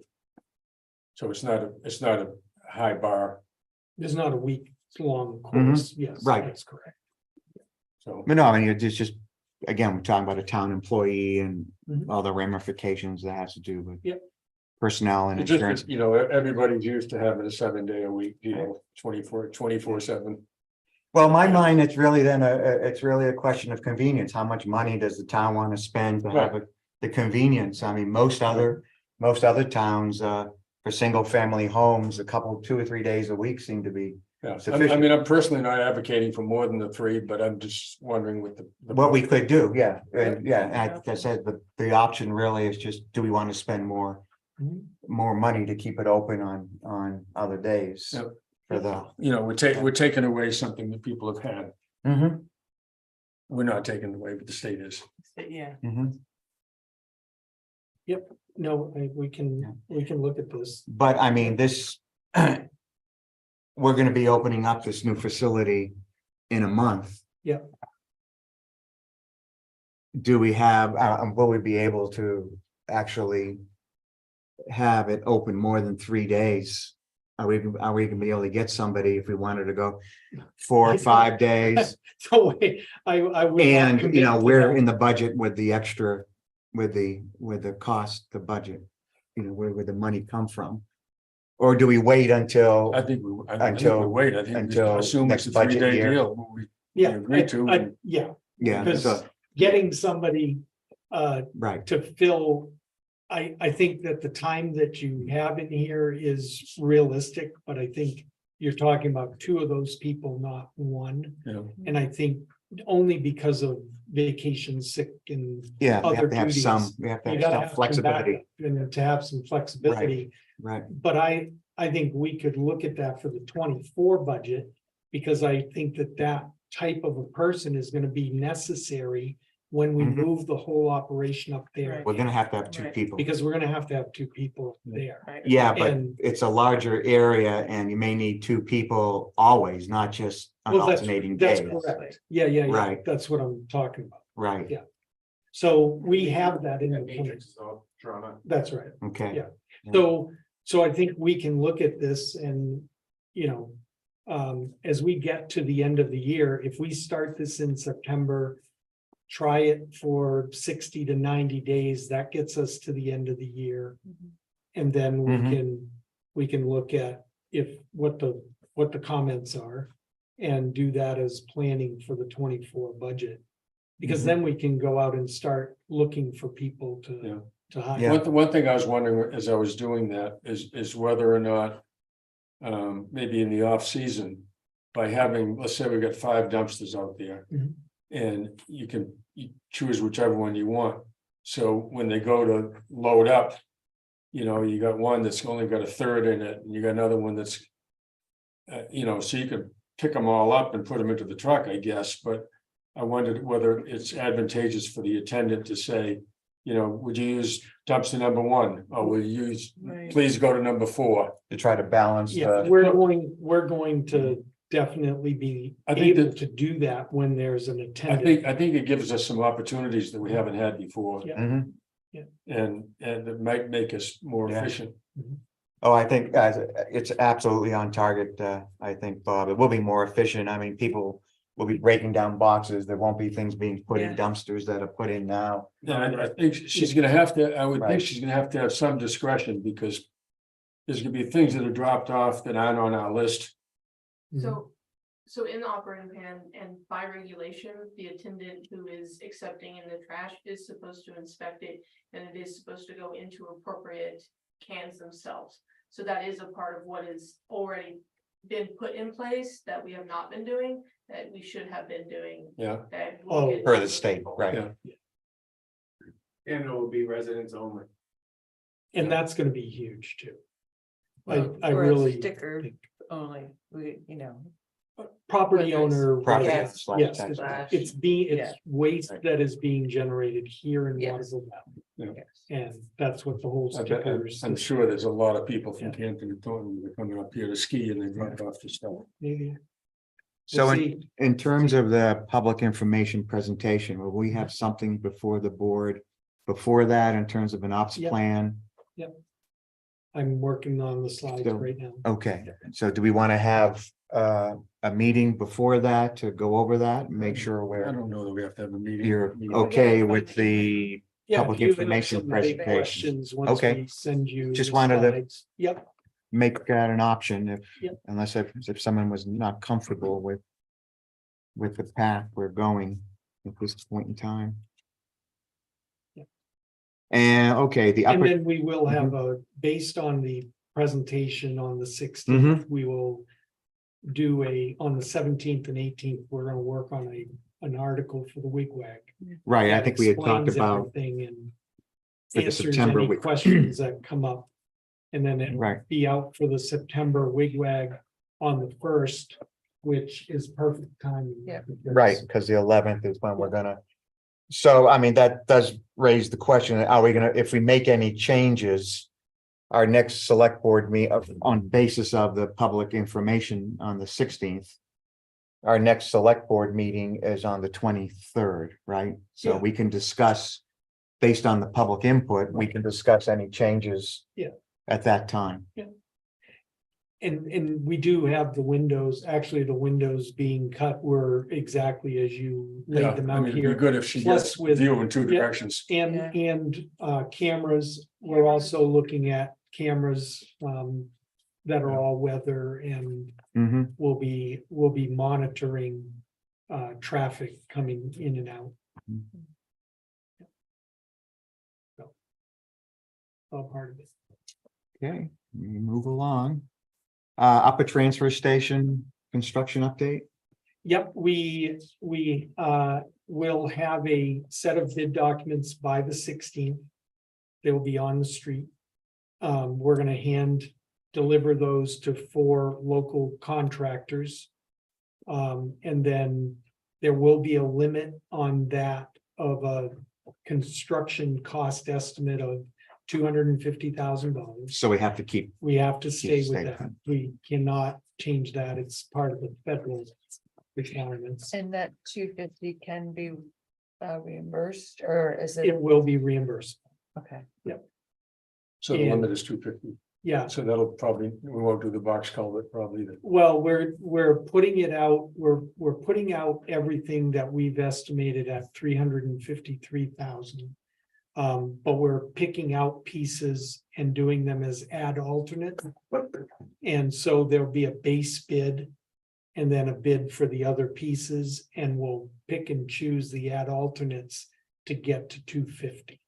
And this will preserve our grant, Yes. right? We won't lose, I think that was the concern. Everything is Right. reimbursable. Right. eligible. So we'll get some work done there Yeah. to clean it up somewhat. Yeah. Until the full thing is done Yep. next year, so. Okay, everyone good with that? Wastewater project update, Yep, so the engineer RFQs are out. got about a We've had- month, I think, we've had before. Three firms in, Mhm. there may be a fourth interested, but Right. they haven't responded yet, so Scheduled for the Um, 16th at 9. the 16th, Yeah. okay. Okay, Yeah. and we got what's about a month left right. before they have to, Yeah. Yeah, the Friday after Labor Day work. for the bids, right? Bids come in on the, September 8th, they're due here. And then we will be able to look at those that following week. You have a meeting. What's the status on the engineering for the mountain? They're working on it. We're waiting to hear. They were supposed to do borings or test pits. To make sure that the soil perks and everything for the septic system. Okay. But everything is progressing. Along with that, we just haven't heard anything in the last couple of weeks. But they were working on it the last time we met with them. Is that Horizons? No, it is Hess. Hess Engineering, Will Hess. Oh, yeah, that's right. And that's a whole separate Yep, issue from, and he's coordinated, Right. Dana White is doing the Right. work and he's already working for the resort. And then the resort has been tied in with Hess Mhm. Engineering up there. And they've seen the general layout and I They're think okay they with it. did the test bits over the last couple of days, okay, because Dana's excavator. Was left- up there. Went that way and today it came back. Is it down in the parking lots? yeah, down in the parking lots. Yeah, there's agreement to work down through the parking lots instead of going down the road and then all the way over. It's a shorter distance, less disturbance, less asphalt to have to reconstruct. And everybody's pretty much in agreement that's the best route to go. So it'd be the parking lots to the left looking up at the mountain? Yes, Yes. I can't remember which numbers, Yeah. 7 or 8. 7, I think it's 7, the far end of 7. It's a flat area should, and the There's some soil huge, should perk. huge flat areas Yeah. there. So, and there's no That's need for moving. that timeline to be. We want to do that as soon as we we're can. on a Good to timeline. go for whatever. And Dana- happens. Right, Dana, I'm assuming Dana will do the work and if he does the work, because none of that's probably is not gonna be reimbursable. Mhm. But if he does the work, we're doing it so that he will start in the spring. Because it'll take most of the construction season for him to get the line down and get the septic system built. Okay. It's good. Yeah. Anything and, else? Wastewater? Yeah, there was something else. I'll think of it in a second. Okay, well, while you're thinking, well, 3 and 4 wildlife update. Think we're, Yeah, Megan mentioned it. that mentioned it It's- already, looks everything great. is. Yep. It was good to go. Forest Service, be okay. Just need to level out some of the surface and bring the piles, 2 piles. Started raining Monday afternoon into Tuesday. It's kind of squishy out there, couldn't really continue working, so when it dries out just a little bit, we'll finish up the cleanup there. Pull out the excavator, wash it off, we'll be good to go. Mhm. And the stream is already coming back to its normal position, coming through the valley, so. What about, on a similar subject, what's pond bacteria? Nothing. Yeah, no news is good news. Yeah. we talk, if we don't look at it, It isn't it'll stay there. away. Don't look at it, Right. it isn't there. I Is that? thought of the other. Yes. So we received a notification from DES about some paperwork on the wastewater project that we needed to update, and as part of that, the state coordinator for the CWSRF pointed out that at our percentage rate, which is 2.53%, that is on a 20-year note. Oh. Okay, so if we want to extend to a 30-year note, it would be 2.8%. And there is paperwork that we could fill out to change from a 20 to a 30-year note. The advantage to doing that at this time that I think we would have would be at the end of the 30 years. And when we close, I mean, at the end of the construction, 5 years of the construction, we close at whatever the interest rate is at that time, unless it's higher than the interest rate that we lock in now. Right. So the highest that we would pay on the 30-year note would be 2.8%. However, if it goes down to 2.6, we pay 2.6% Okay. on the 30-year. I think interest rates are as low as they've ever been in the program, she said. And so locking in at the slightly higher rate, three points, for the additional 10 years would be beneficial for us because we may get it at 2.5 if interest rates come back down over the next 5 years. And there's no prepayment penalty in the CWSRF. So it's unlike the bond bank where we're locked in Right. to the terms. We can pay additional and make up to 10 years if that's what the town wants to do, and So You know, so- the 20 years, 2.536 or something Versus like two that, point eight. versus 2.800. So. Yeah. So I would recommend that we go with the 2.8 for 30 years. And because I Right. don't see any downside, Ease Do the it. pain a bit. and it eases, it does lessen the monthly, the annual payments. Yeah, From And we can pre. a CIP standpoint right. on the debt service. So I don't know, Steve, is there anything I missed on that? No, you covered everything that you said in your email, Mark. So if you're okay with it, we will start that paperwork and move to the Discussion? 30-year. I think it Yeah, makes no, sense. I think Okay, makes a lot of sense. Yeah. we'll start working on it. All right. Very well. Let's move on then. And can I just say one thing about the beaver dams? I don't know that it's been, our DPW crew did it.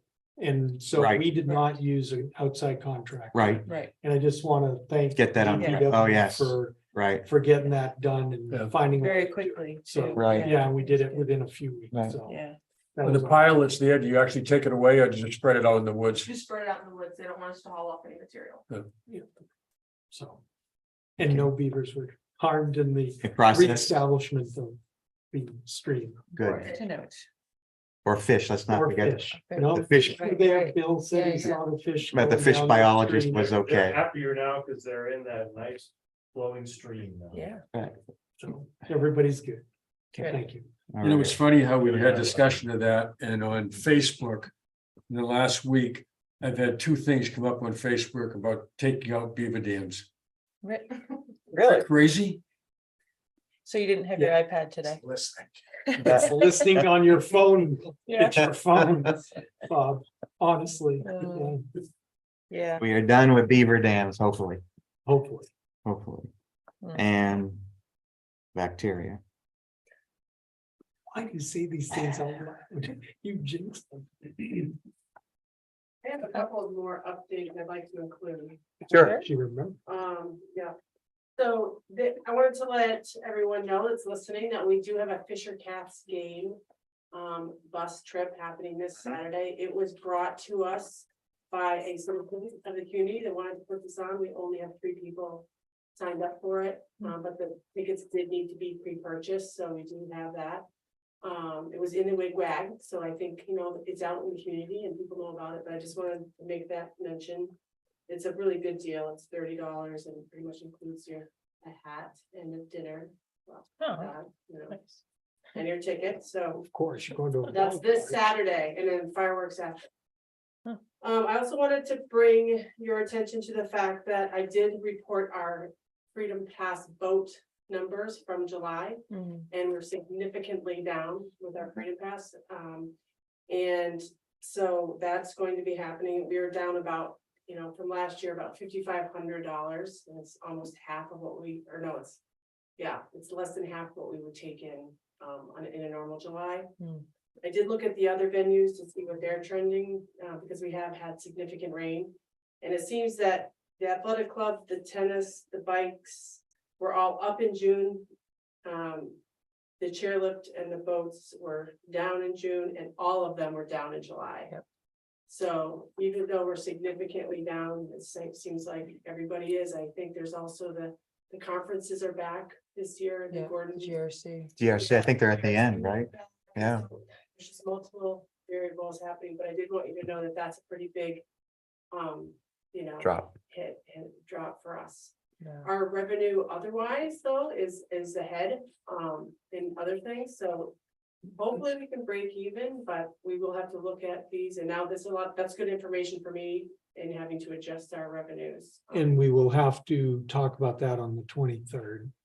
Because that's your Adjust the last revenues. meeting Before we have to report submit For the state. the 1 September adjustment.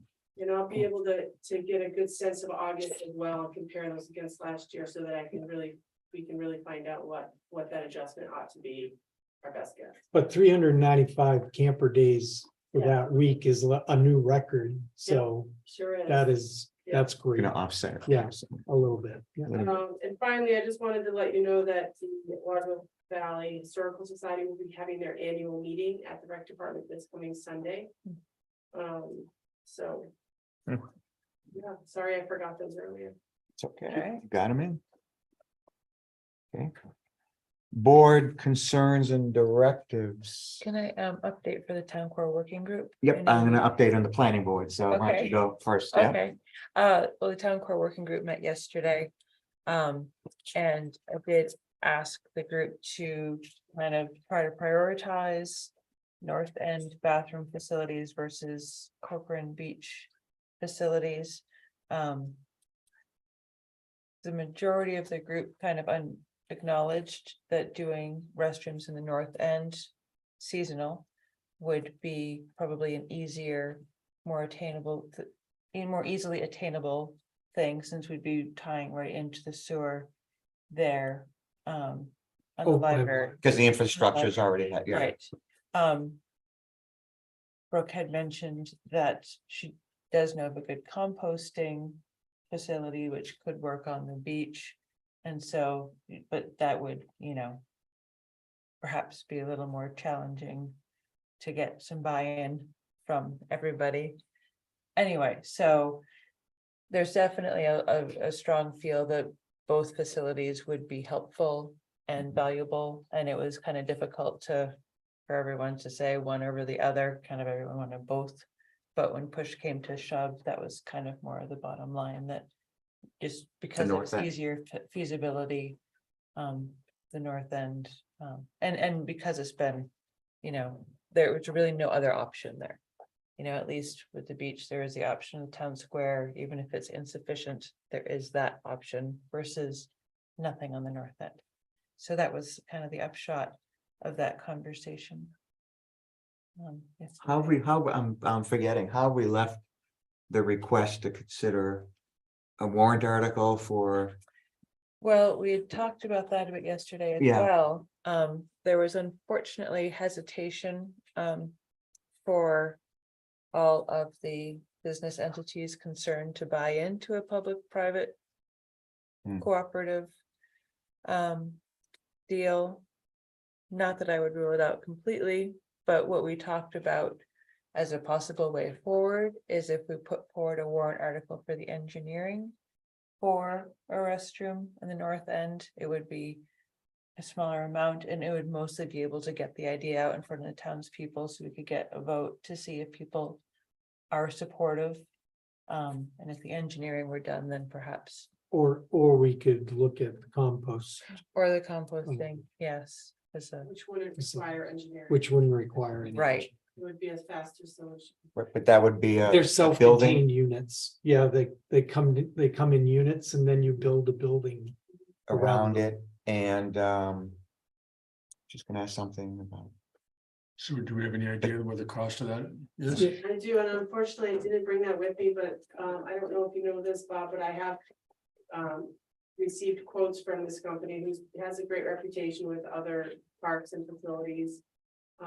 And I've gotten an updated quote now, last fall being the most recent one, so I will get that to you. I just wrote myself another note because I meant to bring it today, but I know that each time I bring it to the select board, it feels a little expensive, but at this point, that's going to be a faster solution than the engineering warrant article, and then the following year, the Yeah, whatever. because you'd be spreading it out in probably 2.5 years if you, right, if we did it if that you way, did an engineering warrant article first. yeah, construction. wouldn't Right. happen until And really 25. estimating construction of a building in the current environment, I wouldn't wanna hazard a guess. So the It's town gotta be would designed. provide the land, We'd provide purchase the toilets and maintain them and run them.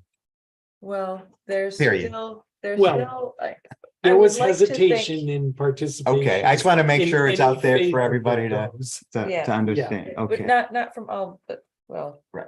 You know, I hate, since they've left, I hate to say it, but were Tim's still here, I would still say it. The resort was hesitant. They're looking Okay. at creating their own Their own options bathroom. within the Yeah. snows, working with BBTS, working within that Snows Mountain Lift building. Right. So they're kind of pursuing their own Mhm. option. Well, that wouldn't make a lot of sense. If That- they're doing their own option, then That was pretty much verbatim what we said yesterday. And it was plainly, though, put out on the table for all to hear about the challenges of maintaining, paying for. You know, Right. all of the things that go along with having a bathroom. But I think that still, what the resort had said was, well, no matter whose bathroom it is, if it looks poorly, it's gonna come off badly for the resort. Because a lot of people associate this whole place as the resort, you know, so that was Right. their concern. And that's why they wanted to have total control of how their bathroom was managed. That's what I heard. Yeah, that's what I heard. Yeah, But I don't know, I guess in my mind, at least at this point, this is like, how many days do you want to have the transfer station open? If people want to pay for it, right. right, so all these Right. things need to come, all of this information needs Right. to probably be plainly explained when we do put anything out Exactly. as a, you know, all the things we've learned Right. to this point. Right, because as we discussed yesterday, it should be identifiable how much it would cost for the janitorial upkeep. And that would eventually go into the budget, but it would have to be called out, so folks would really know what's being added for this benefit. And if, We if would you most tell likely people, need a whole nother person Yeah. to do janitorial itself. so, and if that's something that, Yeah, The only townspeople because wanna we gotta be support. very reactive to it. I mean, it's like. Yeah. It isn't something that you can stop driving the trash truck and then run down and right, clean a toilet and then Well, ride back. I do take- know you they were know, I talking mean- about seasons only during Right. the summer months. Yeah, the summer Yes. months. Not winter. No. But even then, if you have a bathroom there in the winter months, people are still gonna wanna use it because it's a bathroom. right. It would have to be Kids locked. Can't necessarily hold Yeah. it for long periods of time or just Well, people in general. That you there, know. that's So- a crossroads for a number of cross-country ski trails too, with that. I assume we're talking the town property, on which the library Yes. is. Yep.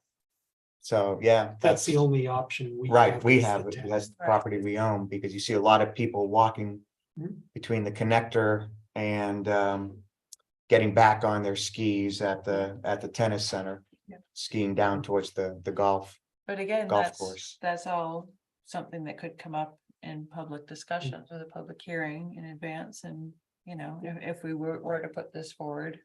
And perhaps the cost of this person to maintain the bathrooms should come alongside the engineering cost, just so that they're. Exactly. So they see Engineering it. costs, Full knowing transparency. what the cost is going to be for the person to maintain it if it comes to fruition. Exactly. Maybe they'll love it. Maybe. Well, so what's the next practical step here? Is the town core working group expecting the select board to Help guide. help? which- Okay, or were they gonna Do the put town- something forward for Well, I think select board to? the question is if that would be a way forward that the select board would want to go to put a warrant article forward for the engineering or to look at the composting. Is engineering really necessary? Well, if you're gonna connect into the existing sewer and you're gonna build a building that's for the bathrooms, then yeah, in order to get a cost, it's not so much about the design, it's about the cost estimate to put into the warrant article. I don't wanna way overstate it and I don't wanna understate it. I wanna get somebody to come in, look, come up with specifications that we want for the building. And then get somebody to design that and give us a cost estimate. Yeah, I mean, we're talking, 2 stalls, something very small and reasonable, but still, I have no idea what that would be. I think the cost-wise. first thing we should do is look at the The compost composting, Well, yeah, just right, numbers, right, see if you wanna continue to look at that. and then move on to maintenance move- costs, move or on to engineering maintenance costs. Yeah. That kind of stuff. Okay. So why don't we do that first before Mhm. we Okay. start talking about the engineering warrant article? sure. Because if everybody, Composting requires some kind of basement / vault. Yep. yeah, That's included in the. it's included, the And company composting does it. Also takes manpower. It's not a flush it and forget it. It's gotta be Aerated, stirred and dealt with, so it's another part of the whole maintenance. Yeah, Right, that's what I was You getting you at. put them in the I have lots of headquarters, experience. with Bill's Okay. done this. composting. have you worked with Clivis? Yes, that's who does the Okay, that's who Forest I, Service headquarters. okay, and that's who we're. Because they put composting toilets in the headquarters. Oh, off of exit Forest 27 Service. there. Variety of, yeah, there, Spinoff has composters down at the conservation headquarters in Concord that. Might wanna go look at, it's different than the Forest Services. Where's the one that you said you visited? Where is he? He's in New Hampshire or Vermont, I can't remember, no, maybe he's in Vermont, Clivis, Yeah, they are mostly New Hampshire and Vermont. yeah. I don't know where he is, but he's, anyway, I can't wait to get all this information to you. Yeah. so you can but the look at it. specific facility you had visited was at Squam Lakes. Oh, I've seen the one at the Forest Service, the Squam Lakes, Moltenboro has one, I mean, he has lots, and you can go to the website and he has his case studies, he's very thorough with. Showing the work and products, so anyone can go check it out at any time, you can get a lot of information just there, but I have the very specific quote for the house. And the town core working group saw that as a greater need than say doing this by the pond, I mean. because there's already a Not facility. necessarily a greater need, but an Yeah. easier, and if the composting were. An appropriate response, perhaps doing that in 2 places. Because we Is had the talked about understanding- Yeah, is that. the about beach- this for the beach was composting, but we Right, um hesitated. yeah, 'cause I'm of not that. sure, is it, I don't know, is it any easier in the north end as opposed to the pond area? I don't know. I don't know either. Next views, Okay, all right, I'm getting the message. One thing that did intrigue me as far as the beach and facilities are concerned was that perhaps we need we can latch on to something that The boutique. the boutique hotel, and maybe we ought to avoid doing anything. Now, that boutique hotel could be several years down, Or it could be next year. or it could be next 'Cause it's year. standalone. It's standalone, yeah. and that was part of the conversation, Rich, was the beach. In the next several years may have a lot of changes to it, Right. which. If we did do some sort of bathroom situation that, maybe we can't tie it in the way that we wanted to, and if we wait, it might become more obvious with this or something else that. Mhm, A bathroom would. Yeah, that be a makes part of sense. a Different project or whatever, mhm. Right. who knows, but it seems like pretty cut and dry over on the north end, I think that's kind of what we thought. Exactly. Okay, I get it. Anything else from the town core working group? That was the main thing. We're continuing to try to find a solution for all weather access from the Golden Eagle to Town Square, but waiting on quotes to see Yeah, feasibility on that. where we get that ice patch we get every year and Yeah. trying to deal with the three different parties and, Yeah. yeah. I'm sorry?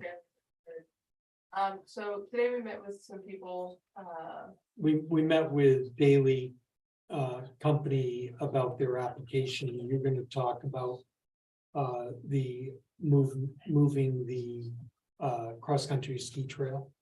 Were you gonna discuss that as the planning board update? I could, but why don't you go ahead and. Okay, you so wanna- we met right, with, right. we met with Daily and their engineers, Mhm, Bill, Megan, Nate and myself. right. And These are we- the current They're developers, the current developers of the Golden Heights For the project. relocation of the cross-country ski trail, you got your comments that I sent.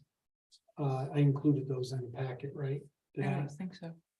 Cause I got a couple of them yesterday. I thought I got the one from Jenny Lucas. That's the last one I got. Yeah, okay. There were a couple of others, but they were along the same lines as what Jenny was Right, talking about, the concern she. right. The planning board will not be Mhm. talking about it tomorrow in any detail. Is my understanding, and Mhm. they're going to do a site plan amendment application. So it'll be just like a site plan review. The developer for the The September developer meeting. For the September meeting. So there'll be plenty of time to discuss the issues around that.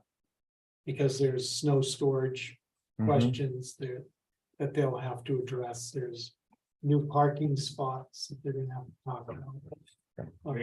Drainage. Dave was there too for. Yeah, Dave was there for access for emergency. Sorry.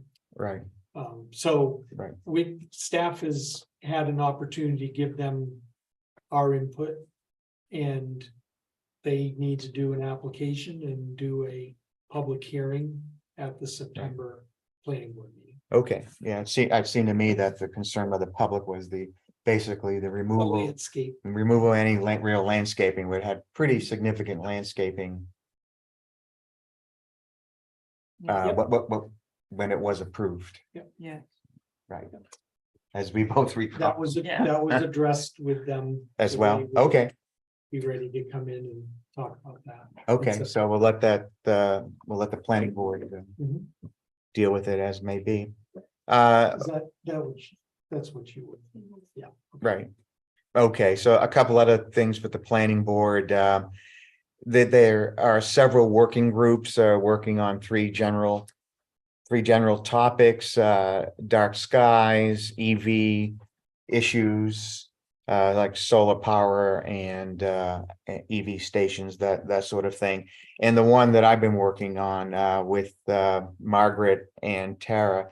And we're still wrangling this idea of concerts. So I just wanted to bounce something quickly off the board. Where we're landing is essentially removing this issue from the zoning ordinance, other than having a pointer or an anchor talking about special events and zoning that will, where they will be permitted by right, but that of turning it into a select board permitting process, which is just about how every town I've seen in New Hampshire, we've looked at a lot of different towns, that's how towns do it, because they're supposed to be quote unquote special events, as opposed to a use by right that have been approved by the planning board. So just wanted to make sure from the point of the select board that before we go any further in this, and I know there are no details here, but is there any problem with using this as a permitting process? And you get your code enforcement officer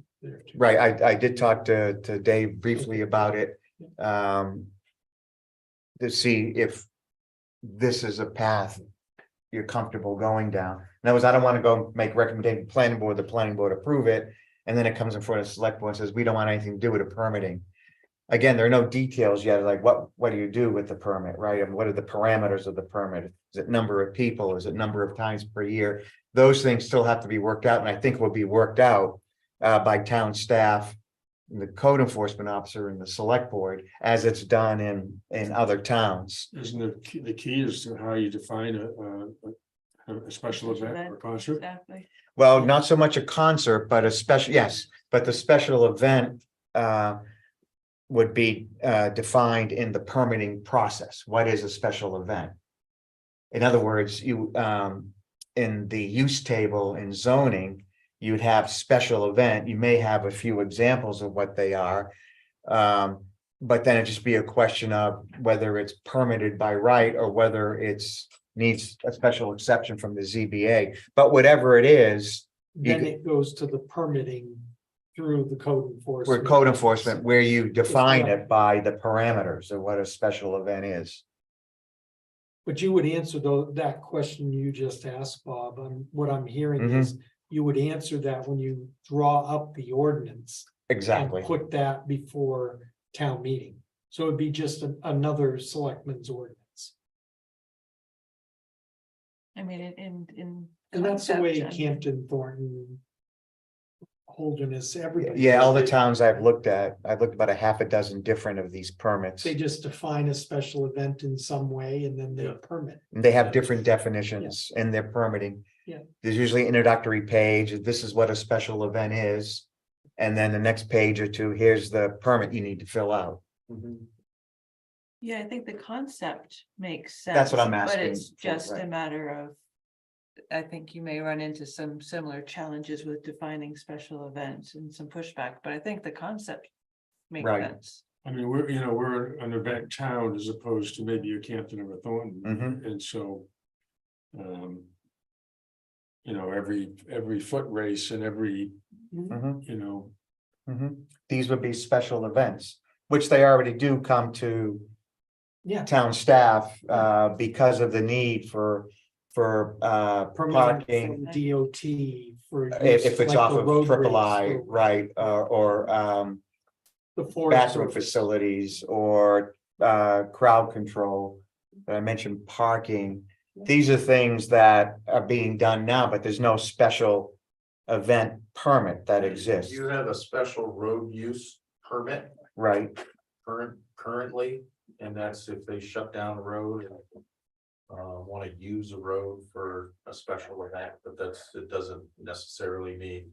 It's specifically tailored to the use of the roadway, Right. basically. It would be nice if there was a process that said how many bathrooms were required for how many people and. It's a detail required, I mean, that sort of thing. All of this is anchored in RSA 268, I think it is, or 286. I get my numbers, it's one or the other. This is how other towns approach it. Right, they lean on RSA as opposed to anything that's really definitive in zoning. And that's good because basing the ordinance on a statute strengthens our ordinance, Right. so. Right, that's what they cite. Yeah. That's what we would cite. Yeah. And then we would work on a definition. so things that Brooke puts on. It's town sponsored, would that require it as well? I mean, it's kind of like with the tent permit, everyone is required to get a tent permit. Right, but I we already am have that. required to, because I'm part of. The The town town is doesn't usually exempt from these. some, but like if we're using the road for a town sponsored event. We still have to get if we're on 49 Yeah. Right, or Triple I Road, we still have to get DOT approval. like the event we hold in September now Yeah. that we've had Yeah. the run for the fallen. Yeah. But They- that's because they we're do using the road. Yep. Yeah, they do it, right, I- but generally town sponsored events Yeah, are have you exempt. done that Never for had your to do events? that, because I'm, probably because I'm on You're on town. town roads. roads. Right, not triple I. Yeah, Yeah, as anyone long, that uses triple I road Forest over Service. 49 has to have the state permit. This is also important for the Forest Service, because I do have to go through the Forest Service to hold my trail race. anytime we're Yeah. in the forest, We yes. have a special use permit for that, so that's something else that should be noted on the. Sure. And we're doing parts of this already Yeah, in certain ways, but this is all just gonna Yeah. push it into one permitting process and get it out of the planning board, get it away from the ZBA. And so that the whoever wants to hold an event can go to the code enforcement officer and discuss it, fill out the permit, just like for short-term rentals. Bob, do you have any? Well, I guess I'm just concerned about things that are just sort of mundane. You know, this weekend we got the Denali Challenge. I think that's this weekend. Is it? I don't know. I'm not part of that at all. But, So Denali is, you know, climbing the Yeah, mountains around yeah, here. You yeah. gotta, you know, you climb 20,000 feet in a weekend. And so does that require a permit? Well, no, That's it not- would be in the use of the land within our zoning ordinance, right? So if they did something on the Seventh Fairway as a, you know, a after race gathering or whatever, they'd need a tent permit. Anyway, right. You know, and then in this case, if we have a special event ordinance, then yes, if they're gonna have something there. But Denali would all be on their private property, wouldn't it?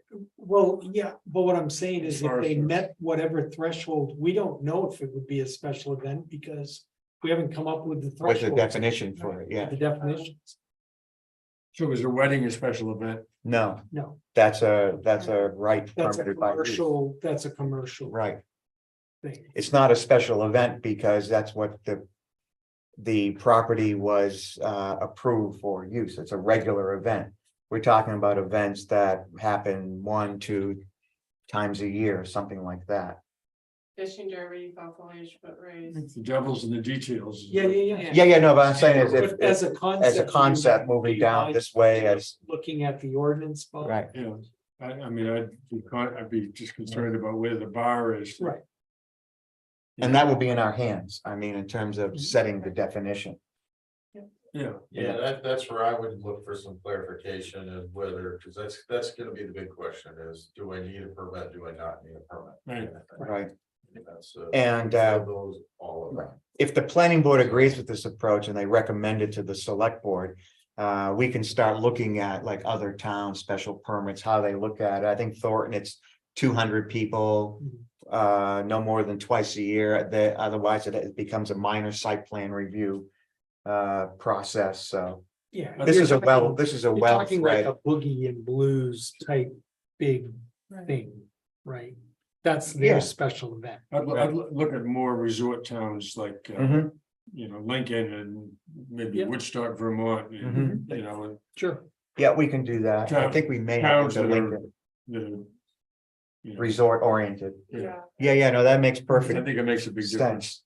Yep. Okay. All right, so I just wanted to make sure that the whole idea was one that you gotta be crazy. We're not gonna go down this road. Maybe and say that in the end, okay, but so that's a planning board update. Very quickly, you know, those ash trees along Botha Path Road are almost all dead or dying. Are they in our property or are they the golf course? They're on the line. I think Okay. some of them are on town right of way and I think some are, I think if we have Megan have a conversation with Craig and if he's okay with taking them down, we can put them on the schedule. Take a look at them and you guys think, I mean, I walk there often, but if you look, you got that beautiful view and you got all these dead trees now. They didn't, I think there's only one that looks half alive. You know, between the Between red the- maples and yeah. I'd have to look at them. yeah, Well, take a look at them. If Megan gets some feedback from Craig about whether he wants them there or not. he doesn't. Okay, you talked to him about it. Yeah. Good. I asked him, I was Awesome. walking by them and that's because are those your trees or our trees? And what'd he say? I don't think he said. So what's gonna stop my golf ball when I? Yeah, well, that's what I wanted to verify with him that it's a golf break. Yeah, Yeah. we would be losing that, golf break, but I think it would improve the view. Rather than I think having it would too. 5 or They're- 6 dead trees there. I mean, we've taken out trees that were definitely ours in Yes, that little grassy area because they died. So we're approaching that with this. I just wanted to raise that and, yeah, see, There's one tree that's between the sidewalk and the road. And I always worry about somebody hitting. Yes. Another one, I mean, And that's one of these trees that would go. I mean, that's where a guy in the valley got killed, hitting one Oh, right, really? right there. Wow, must have been a number of years ago. It was. You've been around here a bit? I have, yeah. There was one taken down about a month ago between the sidewalk and the road. Oh, yeah. Yeah, Well, maybe that's gone, maybe it's gone now. I think Well, they're all because it was gone now. dying. yeah, we've taken out several trees this year so far, so. All right, yeah, but if you wanna check with Craig, and I don't know if it's gonna, if they're his. What does it cost us to do it? I mean, it's. Right. Okay, well, and we can readdress it at the next meeting, make sure you guys are Take a okay look with it. Yeah. Yeah. Take a look at it. some- Specifically. If you can come back with a recommendation. Absolutely. Yeah, ash makes great firewood. You just send Bill Spencer. Yeah, right. We could put them in the bucket. Carve some bears out of this thing. Yeah. Could do that too. All right. I think that was it. Hey, do we want to, I really liked Ray's suggestion at the last meeting about some time of veterans. Memorial or monument. Is that something like the town core working group might want to look at, or? In terms of where we put it in the town, if we're gonna put it in the town core area, if we do something like this. I was hoping to put it in a little strip next to the bridge off of West Branch, just south of the pump house. Make a nice place next to the river, with a monument. Yeah, I mean, And you got a kind of a piece of land there that's being, I Right. think is being underutilized.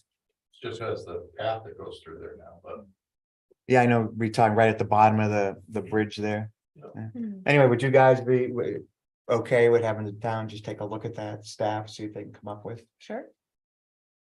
a couple of, it doesn't have to be extensive, I mean, small monument. Mhm. Couple flags, Mhm. take a little upkeep, Mhm. over the years, but. I think that was a great idea, Yeah. by Ray. Thinking about it. All right, I'm done with my concerns. So we had we turned down the window washer going door to door. But they still doing it, and I guess I really don't care, but I haven't, really? Dave, did you know that we have a window washer going door to door soliciting? no. yeah, actually, I saw the sign in front of someplace today, but they did Aaronson's house. They came and knocked on my door. Hmm. So, I don't really care, but I know I'll see if I can find this, one, the sign's problem, and two. Yeah. there's a sign, I forget where it is, there's a sign in the side stuck in the, While they were doing it? yeah, I saw one today, I think, someplace there was. We'll check it out. Believe Anyway, it. It's not a big deal. but- Permit that we denied last month, was it? Yeah. The window washing? Yeah. I assume it's the same company. Aronson said they were nice people, but, I don't know. So they said, okay.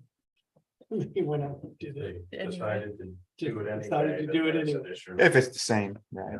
Yeah. Okay, any other concerns or directives from the We board? need 5 minutes to just update you on the person. Yep, and no correspondence? Yep. Alrighty, so I'll take a motion to go into non-public. Yep. All in favor? Aye. Yep. All right.